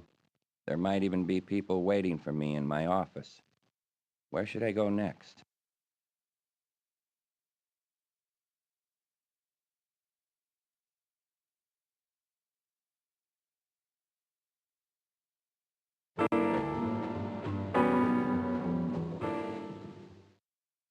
I'd gotten the impression that I might be considered persona non grata in this club, but no one stopped me on the way in, so I guess I didn't rank high enough. Can I get you anything, mister? You have the time to talk? It's slow, maybe. What about? Life, love, the meaning of the universe. Sounds like it could get involved. Maybe we should have a discussion like that when I'm off work. We could start now. Do you like your job? It's okay. It might get me what I want. A lot of men frequent this place. A lot of them are rich. I could meet Mr. Right here. Or you could marry the boss. I hear Mr. Steelgrave is rich. Oh, no, not him. He's got money all right, but I don't like the way he treats women. You know, he once showed me a Christmas present he was going to give his girlfriend Dolores. He wanted a woman's opinion on whether the gift was acceptable. You still work here, so I take it you told him what he wanted to hear. Sure, but what burns me is that after he goes on and on about how special and unique the gift is, how well it suits her, he shows me another one. He says he was given the second one to Mavis Weld. Can you believe the nerve of that guy? 2 lovers. That's his business, and I don't care what he does. But giving them identical presents? That's a new low. I'll tell you something. I don't think he loves either one of them. You were told before. This place is off limits to you, buddy. I've had a lot on my mind lately. I must have forgot. I'll fix it so you remember. The parting conversation with the club bouncer was brief but punctuated. I was warned that coming back to the club would be unhealthy for me. I knew just where I wanted to go.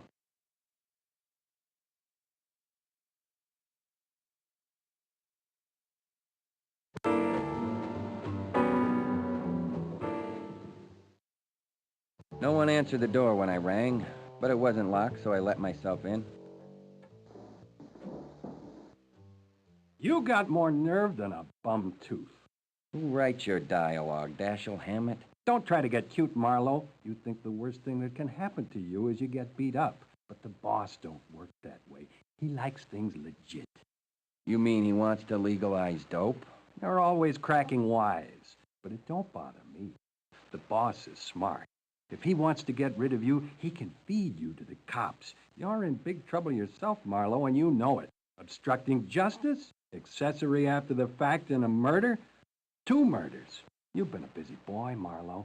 You could lose your PI license, or maybe do some jail time. Or maybe you get the gas chamber for murder. 'Cause the boss can't always pick up the phone. And he likes to settle things legit. Me, I like to settle them face to face. I told you me and a boy or two would settle up one day.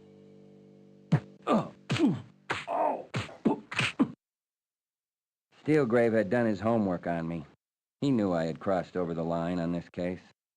I wasn't exactly working within the law. And if I got called on it, I could lose my license or even wind up in jail. The question now was, where to next?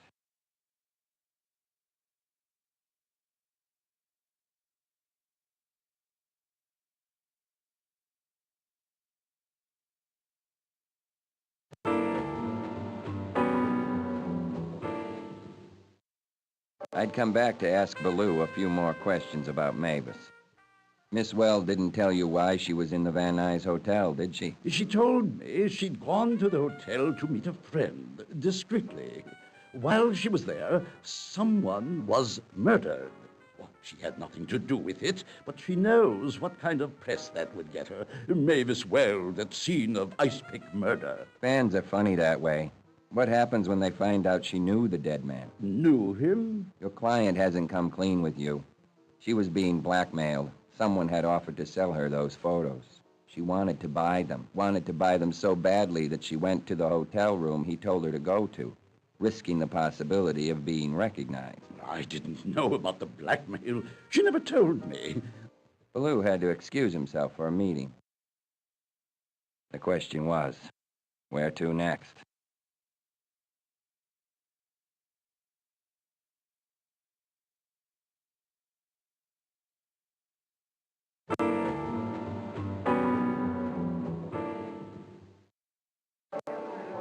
I'd snuck into the club through the kitchen and made my way out to the dance floor without being noticed. From my hiding place, I could keep an eye on Steelgrave's private office. You don't like California. Johnny, why not? Too much sunshine, I got sensitive skin. Well, you could be right. California isn't for everybody. The receipts are up for $4.49. Kendricks is doing a better job than Clausen was. And buying a few more houses. I'll need you to run one while I hire more people. I don't like being around those drug fiends. They stink. Hey, get a haircut. Buy a new suit. The place I want you to take over is in Malibu. Malibu?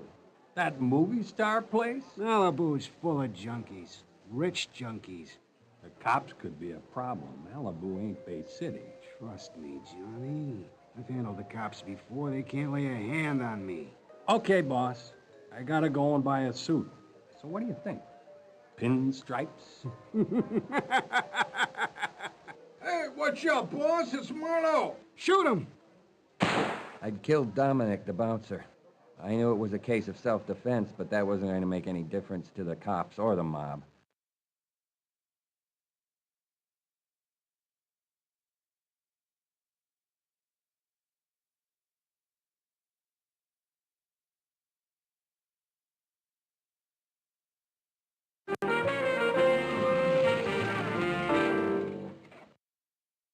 Hello, amigo.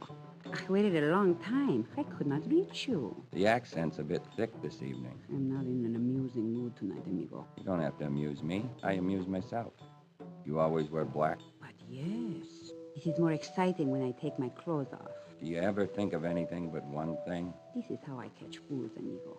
Some fools are useful and generous. Occasionally, one is dangerous. I know who he is. I probably can't prove it. The cops couldn't. They do not always prove all they can prove. I suppose you know he was in jail for 10 days last February? Yes. He was my boyfriend also. Curious. I could offer her a chair and find out what she thought was important enough to bring her here. Or I could concentrate on learning more about the lady herself. Was she an innocent bystander or one of the major players?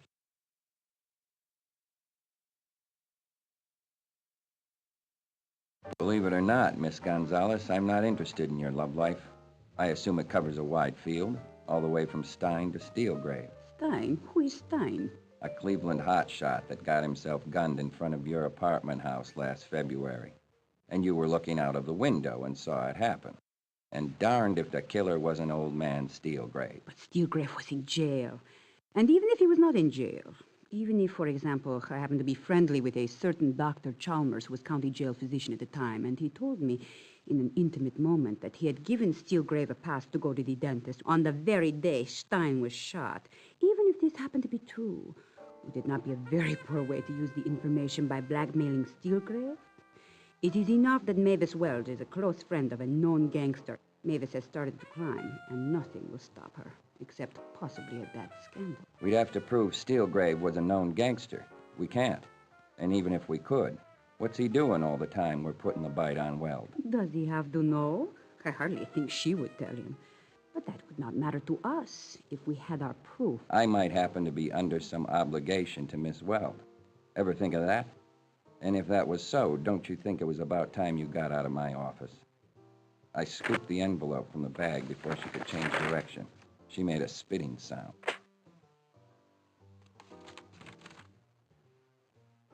Where'd you get this? In Mavis Wells' dressing room. Give it back to me. If you do not... I'll give it back to Miss Weld.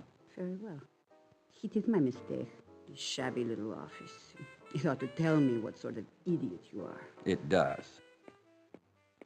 The way she went out hadn't been learned in business college.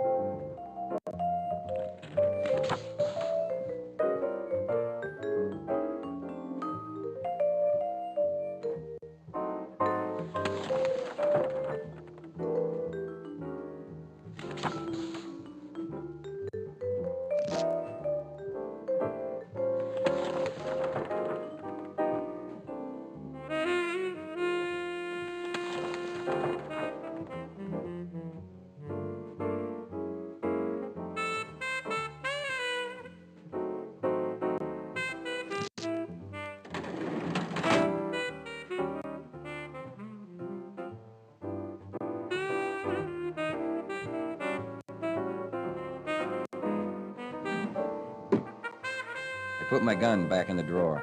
I didn't need it where I was going.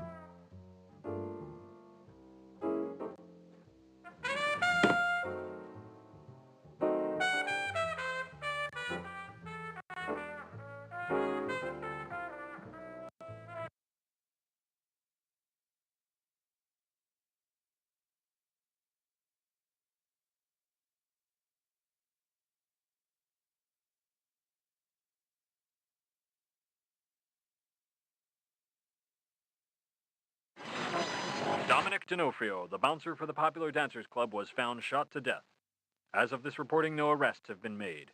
Mr. Steelgrave, the club owner, expressed his sympathy for the dead man's family and expressed his confidence in the city's police force. Said Mr. Steelgrave, "There should be no doubt that the man who murdered my good friend and associate, Dominic D'Onofrio, will pay the penalty for his death. I will do everything in my power to see that justice is served."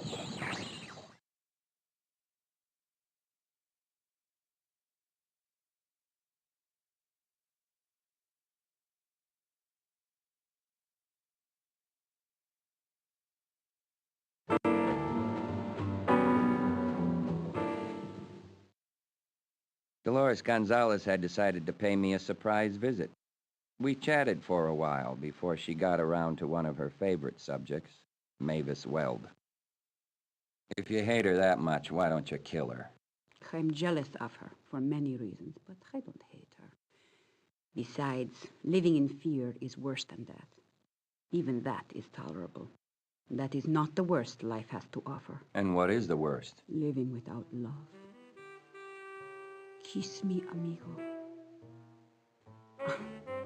I forgot. You prefer always to do the difficult thing.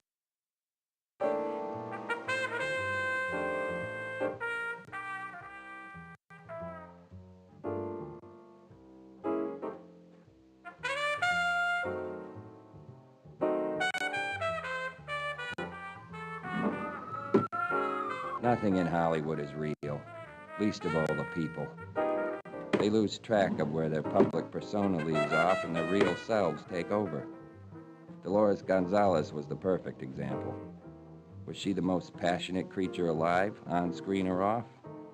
Or was she just acting all the time, even in her private life? Could she be friends with the woman who had taken her boyfriend away from her? Could a woman of real fire and passion stand for that? Or had she just pretended to be a friend so that when the time came, she'd be in a position close enough to destroy her rival? What else would she be willing to do besides blackmail? What did she really want?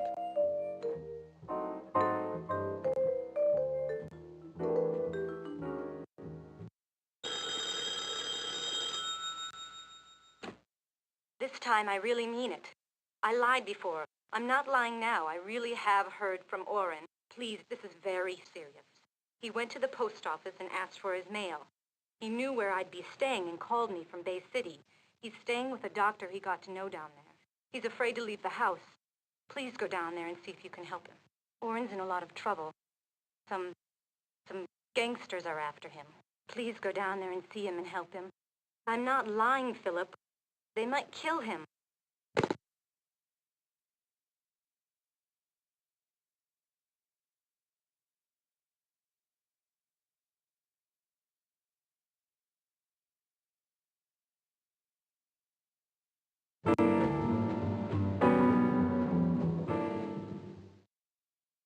The doctor was in.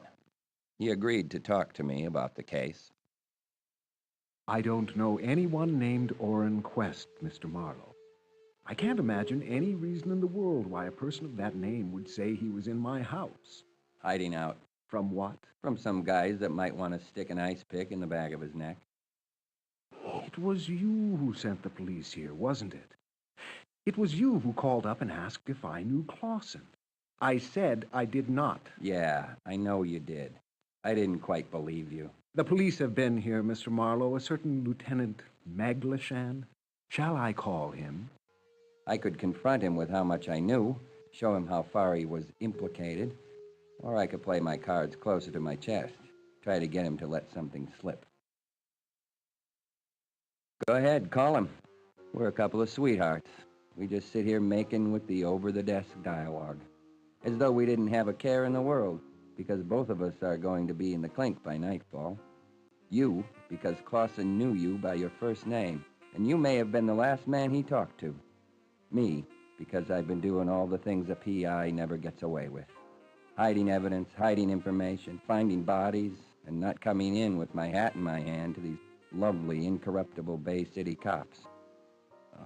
I'm through. There's a wild perfume in the air this afternoon. I don't seem to care. You knew Clausen.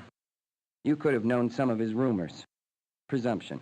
You knew Hicks or Orrin Quest or both.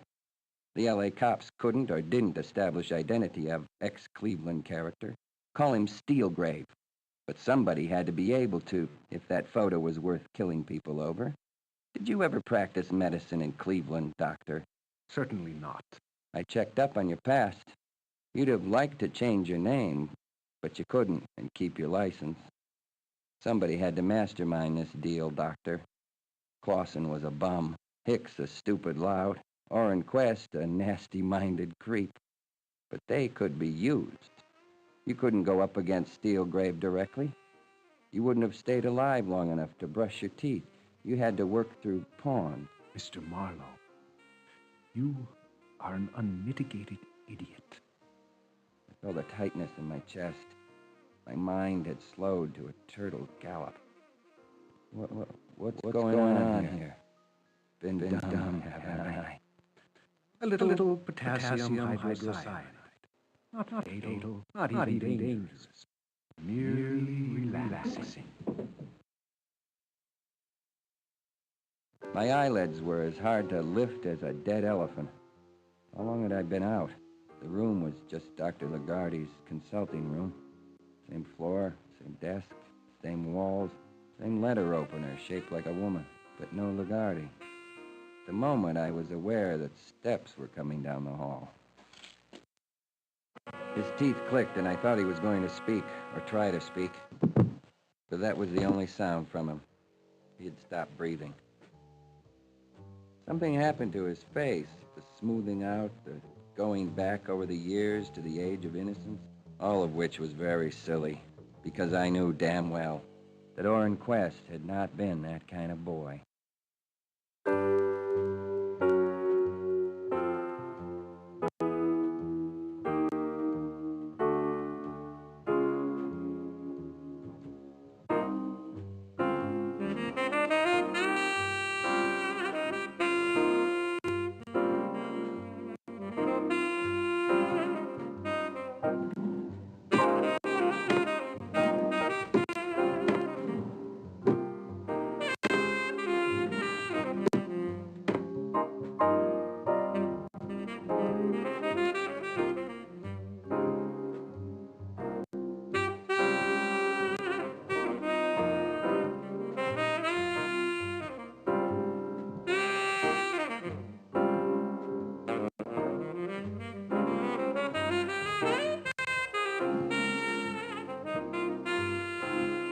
I could take it or I could leave it there for the police to find.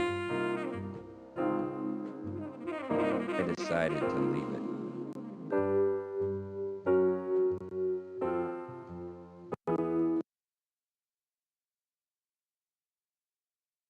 Attention all cars. Pick up Philip Marlowe. He's wanted for questioning in connection with the shooting of Orrin Quest.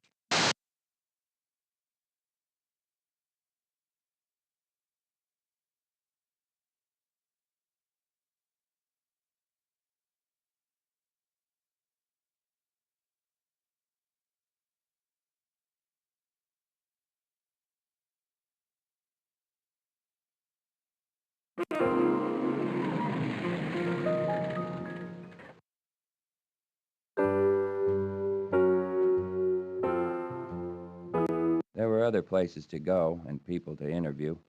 There might even be people waiting for me in my office. Where should I go next?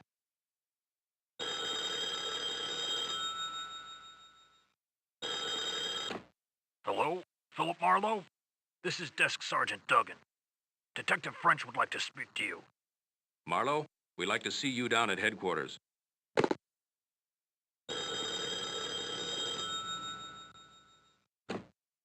You don't have to tell me anything. I went down there. I just had a feeling, he being my brother and all. I rang the bell and nobody answered the door. That seemed funny. Maybe I'm a psychic or something. So I called the police. I lied. I told them I heard shots. You left him lying on the floor, dead. You had to, I guess. I don't care what they do to you. If they put you in prison, I think I would like that.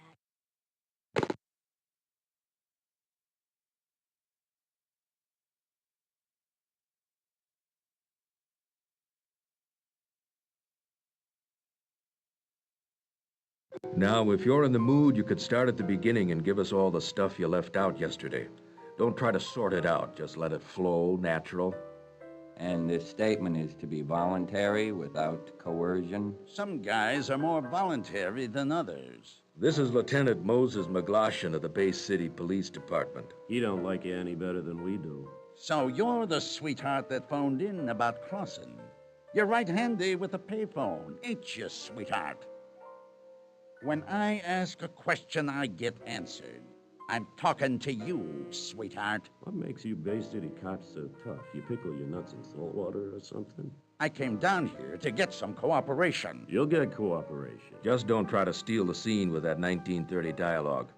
Ask the questions. If you don't like the answers, you can book me. If you book me, I get to make a phone call. If we book you. But we don't have to. We can ride the circuit with you. Strictly speaking, it wouldn't be legal like you do a few things which you hadn't ought to do. Would you say you were legal in this picture? No. Ha! You got a client to protect? Maybe. You mean you did have a client? She ratted on you. Name's Zorfa Quest. It's time you talk to us, Marlowe, don't you think? I was in a tough spot. I didn't have many choices. I could tell the cops just the facts as I knew them, without incriminating myself. Or I could try to deliberately mislead them just enough so that the subject of the photos and blackmail and Mavis Weld never entered the picture. So let's have your ideas about all this, Marlowe. Among other things, Clausen was probably pushing reefers. But he was liquored to a point where you wouldn't want to trust him anymore. Suppose it was so. What's it got to do with Quest? Suppose Quest tried to put the bite on somebody and threatened to go to the police. Quite possibly all 3 murders are connected with his reefer gang. That don't jibe with Quest having the ice pick. They might be standard equipment around Doc Lagarde's house. Got anything on him? Not so far. What do you make of him? He didn't kill me. Probably he didn't kill anybody. He used to practice in Cleveland. He must have had his reasons for hiding out in Bay City. Probably an abortionist. I've had my eye on him for some time. Which eye? Probably the one he didn't have on Idaho Street. You boys think you're so goddamn smart. Just the same, I like that reaper angle. It might cut down my work considerable. I'm looking into it right now. If you were guessing, Marlowe, what would you guess they were looking for in that room at the Van Nuys? A claim check for a suitcase full of weed. When I talked to Hicks down in Bay City, he wasn't wearing his muff. But he was wearing it on the bed at the Van Nuys. Wouldn't be a bad place to stash a claim check. Quite an idea. How came Dr. Lagarde to mention Cleveland to you? I took the trouble to look him up. A doctor can't change his name if he wants to go on practicing.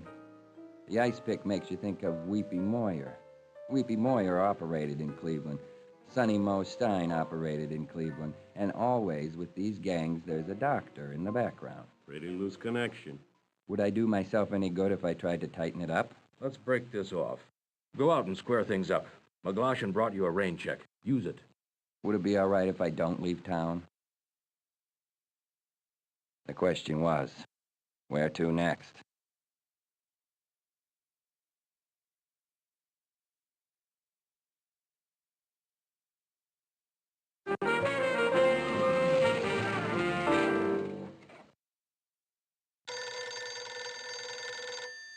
Amigo, there is trouble. Bad trouble. Mavis wants to see you. She likes you. She thinks you are an honest man. Why didn't Miss Weld call me herself? Well, she couldn't. She did not have the number, and there seemed to be very little time. Are you bitter tonight, amigo? I've got a few troubles. What kind of trouble is Miss Weld in? I do not know. She just said it was trouble, and she was much afraid, and she needed you. You ought to be able to think up a better story than that. I would not hurt a hair on Mavis Weld's head. I do not quite expect that you would believe me, but she's at Steelgrave's mansion. Come now, I will meet you there. Something stinks, Miss Gonzalez, and it isn't wild lilac.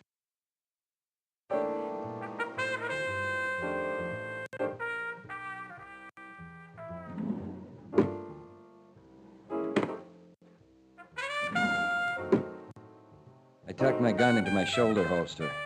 It was a dicey case, and I might need it. Orrin P. Quest was dead. Shot in the back twice.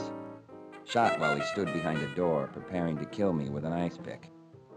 Somebody would have had to have been in the room with him to shoot him like that. And whoever shot him was interested in killing him and only him. After all, I was still alive.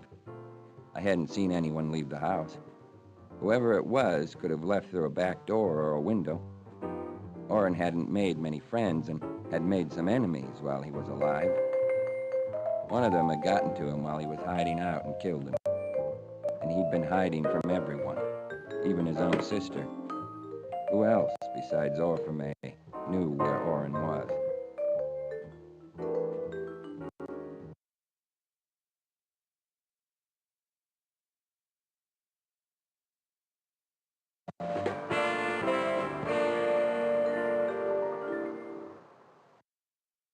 I am being very foolish.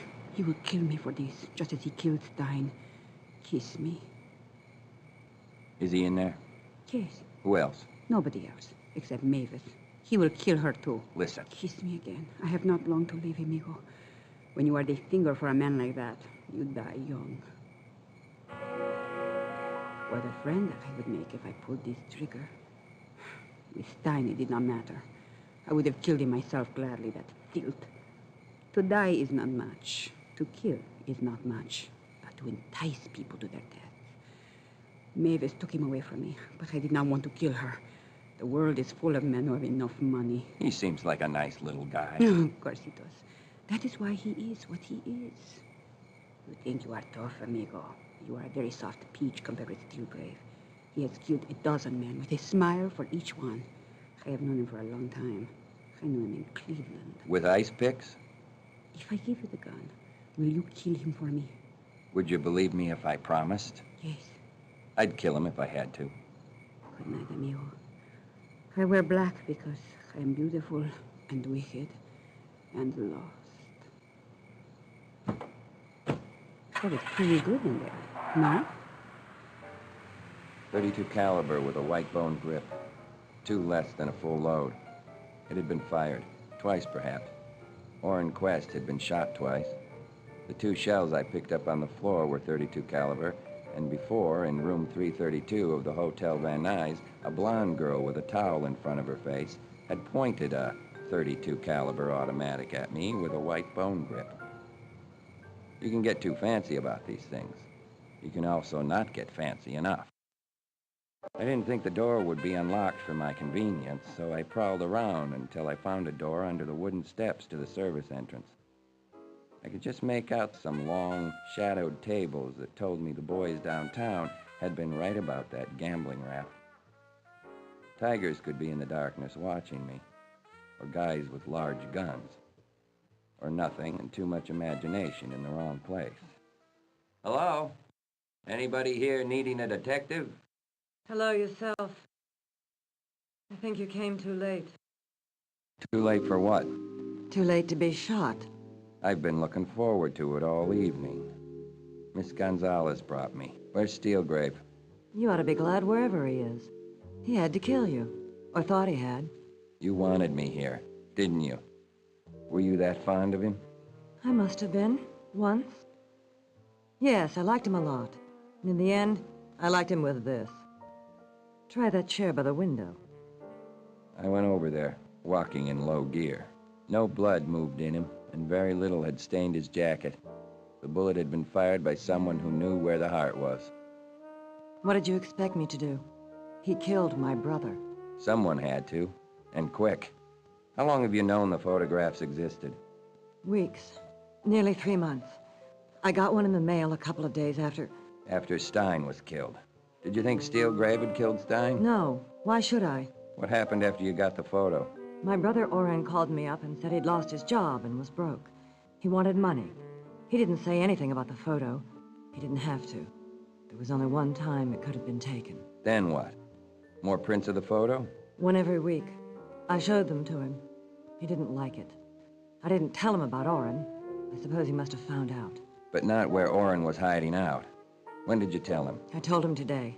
Please, don't ask me a lot of useless questions. There's nothing you can do. All right. He killed my brother. It's going to take a lot of money to fix this. I don't have a lot of money, so that's out. That puts it up to me, then. Steelgrave was dead.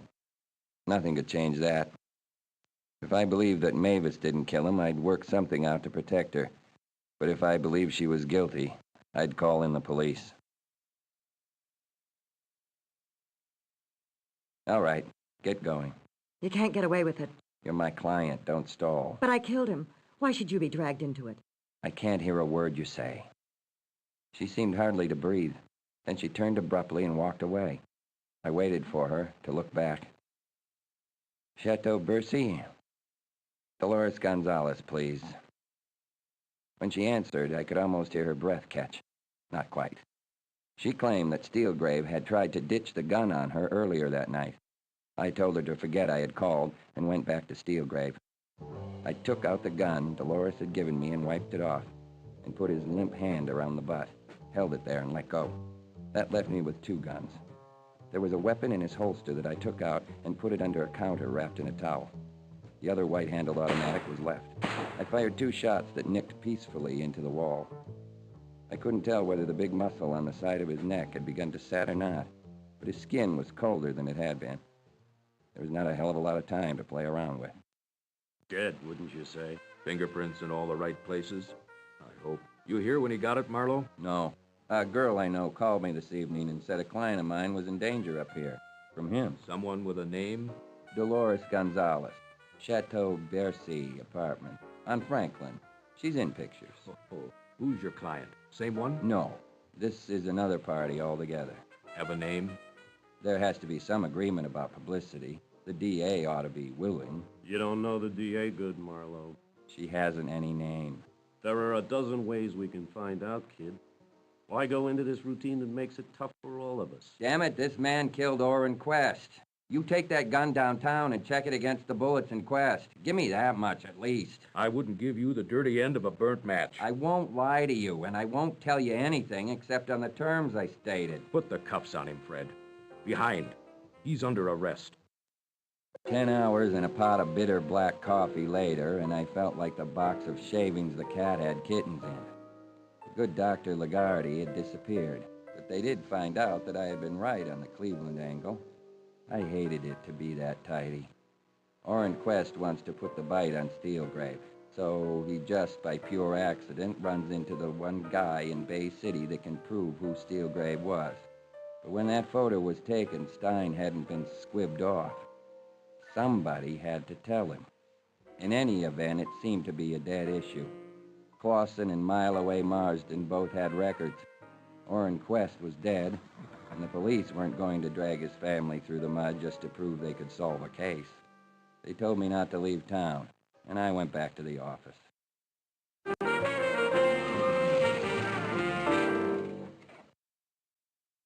Somebody broke into my office and left a nice assortment of incriminating evidence. Someone is...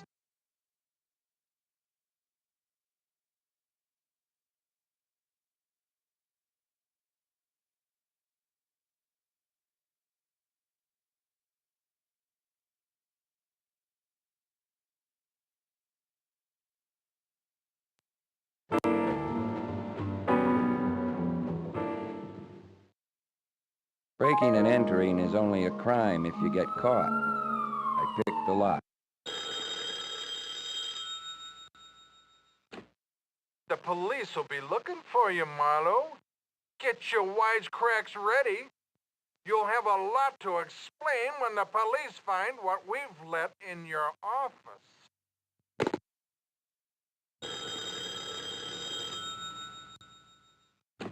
Mr. Philip Marlowe, this is Miss Hutchins of the District Attorney's Office. Your presence is required immediately in the DA's office in connection with the murder of Mr. Charles Steelgrave. The DA is expecting you.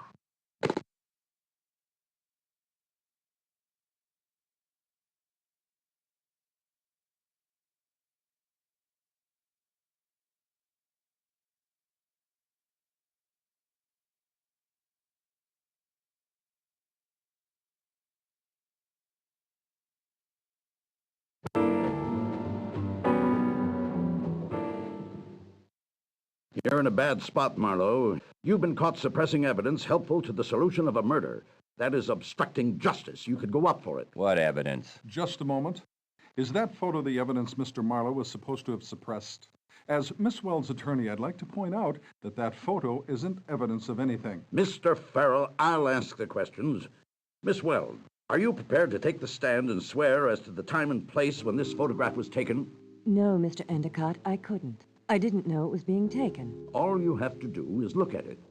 I've had lots of photos taken of me, Mr. Endicott, in a lot of different places and with a lot of different people. Somebody shot Steelgrave to death last night. It could have been anybody. It could even have been Miss Weld. I'm sorry to say that, but it seems to be in the cards. Well, let's assume a proceeding, one in which that photo is part of your evidence, if you can even get it in. But you can't. Miss Weld won't get it in for you. You'd have to connect it up with a witness who could swear as to where, how, and when it was taken.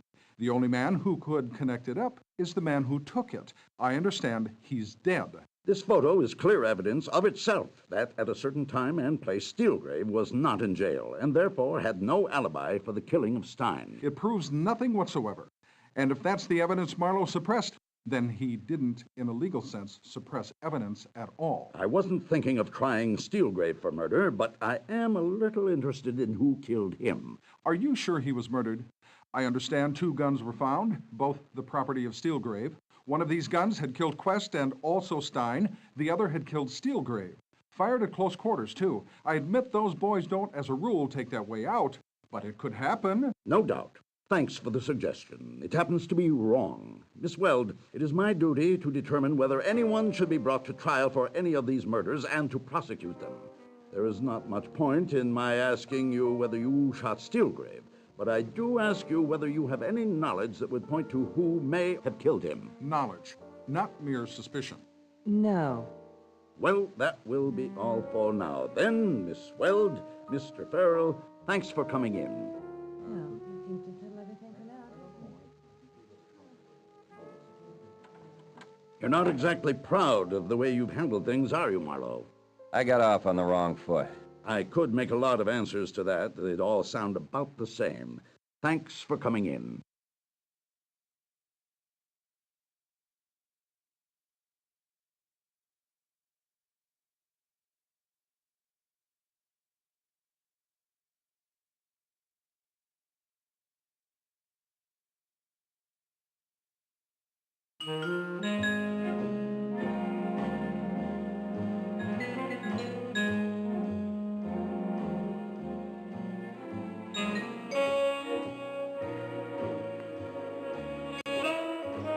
Car 54, report to Mulholland Drive, an investigator report of illegal gambling. Posh neighborhood, guess those folks figure they can do whatever they want. Mulholland Drive, isn't that where Steelgrave lives?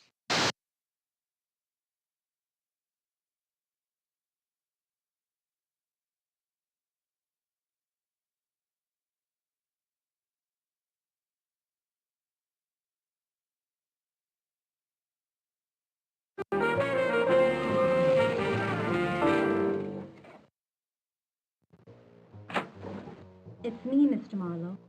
Orpha Mae Quest. She was right back where she started that first morning. I'm going home. Can you afford it? I can't remember whether I gave you back your $20 or not. Oh, you gave it back to me. I wish you'd tell me what happened to Orrin. I'm all confused. I told you. He probably went off the rails. I don't want to go psychological on you, but I figure he was just the type to go very completely haywire. Then there's that awful money hunger that runs in your family. All except one. There's just one question I want to ask you. Was your father married before? Why, yes. Layla had another mother. Tell me some more. After all, I did a lot of work for you for a very low fee of no dollars net. You got paid, well paid, by Layla, and don't expect me to call her Mavis Weld. Okay. How did Orrin find out something about Steelgrave that the cops didn't know? I don't know. Could it have been that doctor? Oh, sure. He and Orrin got to be friends somehow. Common interest in sharp tools, maybe. She looked at her handbag again. I was beginning to get curious about that bag. Why did Orrin call up night before last? He was scared Dr. Lagarde wasn't pleased with him anymore. Something about the pictures. Somebody had taken them from him. Orrin didn't know who, but he was scared. I had them. I still have. I don't believe you. I'd love to see some of those letters he wrote home. I bet they're meaty. I could make you give the pictures to the police. You could try. Tell me, who tipped off the police that Lagarde knew Clausen? You did. Why? Same reason you hired me, to smoke out your brother who was not cutting you in. You're filthy. You're vile. How dare you say such things to me? How much dough did you squeeze out of the deal? You leave my bag alone. Oh, Layla gave me the money. Layla didn't give you that money. Steelgrave gave it to you. Because you knew where Orrin was. Your own brother. You set him up so they could kill him. Layla told him. Layla did it. But she's not the blood money type. $1,000. I hope you're happy with it. I could tell the police. I could tell them a lot of things. They'd believe me. And I could tell them who shot Steelgrave. They might believe me. Who's alive to prove it? You? Who are you? A cheap shyster. A nobody. Why? Even $20 buys you. What do you expect? I don't have any brothers or sisters to sell out. She stopped dead, frozen in a kind of horror. The light glinted on her glasses. There were no eyes behind them, but I knew they were fixed on the little smoldering heap of prints in the ashtray.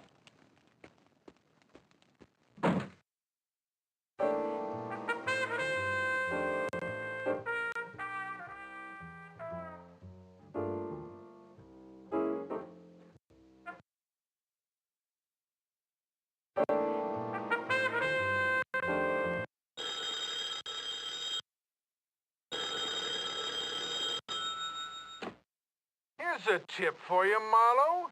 Maybe you should take it on the lam. We left you a present. If the police bust into your office, Marlowe, they'll find what they need to convict you of murder. You were warned, punk.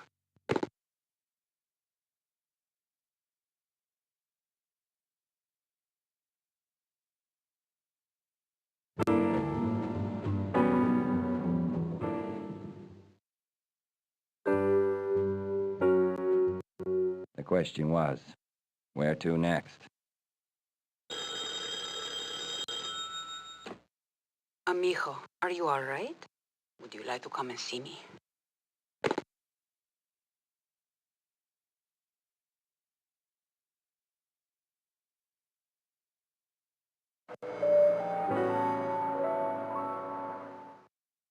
The play was over.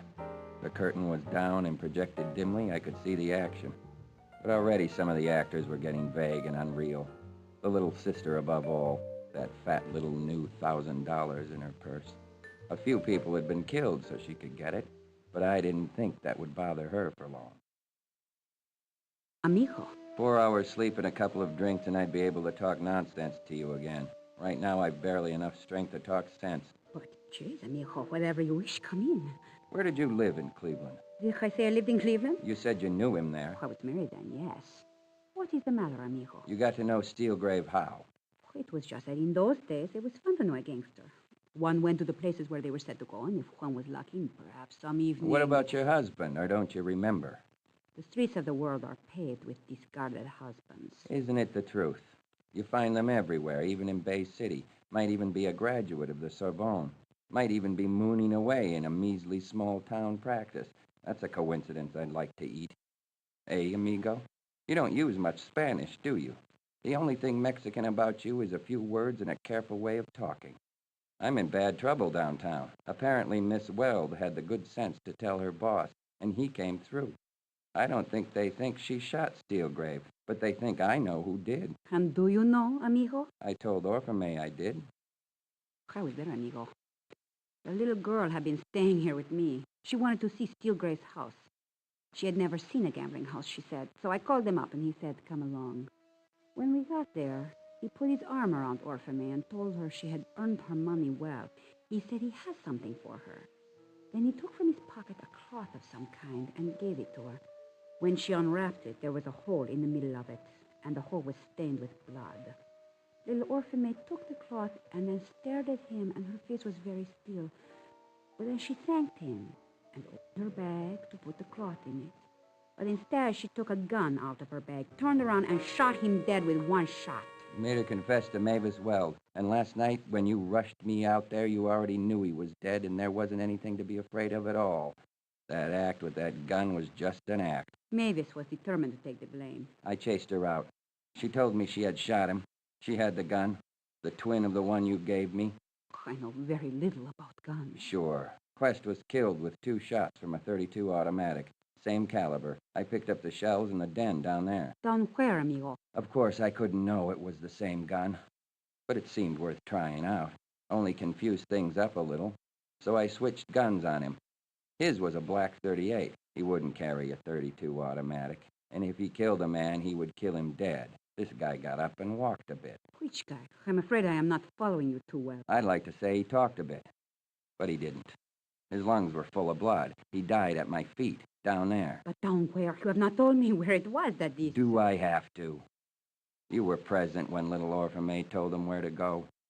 Only he didn't go. That's what's been the matter all along. Steelgrave was a reformed character and doing fine. When this Stein comes bothering him, wanting to cut in, he has to go. Steelgrave doesn't want to kill anybody, but he has to get rid of Stein, so he gets himself pinched. And he gets out of jail by bribing the jail doctor. And he kills Stein and goes back to jail at once, because the cops will come over and ask questions. Very naturally, amigo. But look at it this way. Why would he have lunch in a public place on the very day he was out of the cooler to knock Stein off? And if he did, why would young Quest happen around to snap that picture? Stein hadn't been killed yet. I like people to be lucky, but that's too lucky. Even if Steelgrave didn't know his picture had been taken, he knew who Quest was. He was Mavis Weld's boyfriend. He must have known something of this brother of hers, which simply adds up to the result that night of all nights, Steelgrave would not have shot Stein, even if he had planned to. Now it is time for me to ask you, who did? Somebody who knew Stein and could get close to him. Somebody who already knew that photo had been taken, knew who Steelgrave was, knew that Mavis Weld was on the verge of becoming a big star, knew that her association with Steelgrave was dangerous. Somebody who had met Quest at Mavis Weld's apartment and had given him the works. Somebody who knew those bone-handled .32s were registered to Steelgrave, although he had only bought them to give to a couple of girls. Somebody Stop! You will stop at once, please. I will not tolerate this another minute. You will go now. Why did you kill Quest? For 2 reasons, amigo. He was more than a little crazy, and in the end he would have killed me. And the other reason is that none of this, absolutely none of it, was for money. It was for love. No matter how many lovers a person may have, there is always one that you cannot bear to lose to another. Steelgrave was the one. That man I would not share. I killed him. And you cannot do a damn thing about all this, darling, unless you destroy Mavis Weld utterly. Last night she proved that she was willing to destroy herself. If she was not active. That hurt. Did it not? You are in love with her. That would be kind of silly. I'd want more than that. Querido, I have lied to you very much. It is too bad. As I walked down the hall, I didn't really expect a slug in the bath. I thought she'd liked better having me the way I was, not being able to do a damn thing about it. She was one for the books, all right. Utterly beyond the moral laws of this or any world I could imagine. Call the police! They came fast, but not fast enough. When they cracked the door, Dr. Lagarde was sitting on the couch holding her pressed against his heart. He had bitten through his tongue. Perhaps I ought to have stopped him. Perhaps I had a hunch what he would do, and deliberately let him do it. Sometimes when I'm low, I try to reason it out, but it gets too damn complicated. The eyes of Miss Dolores Gonzalez were half open, and on her lips there was the dim ghost of a provocative smile. The Hippocrates smile, the ambulance intern said. I guess somebody lost a dream.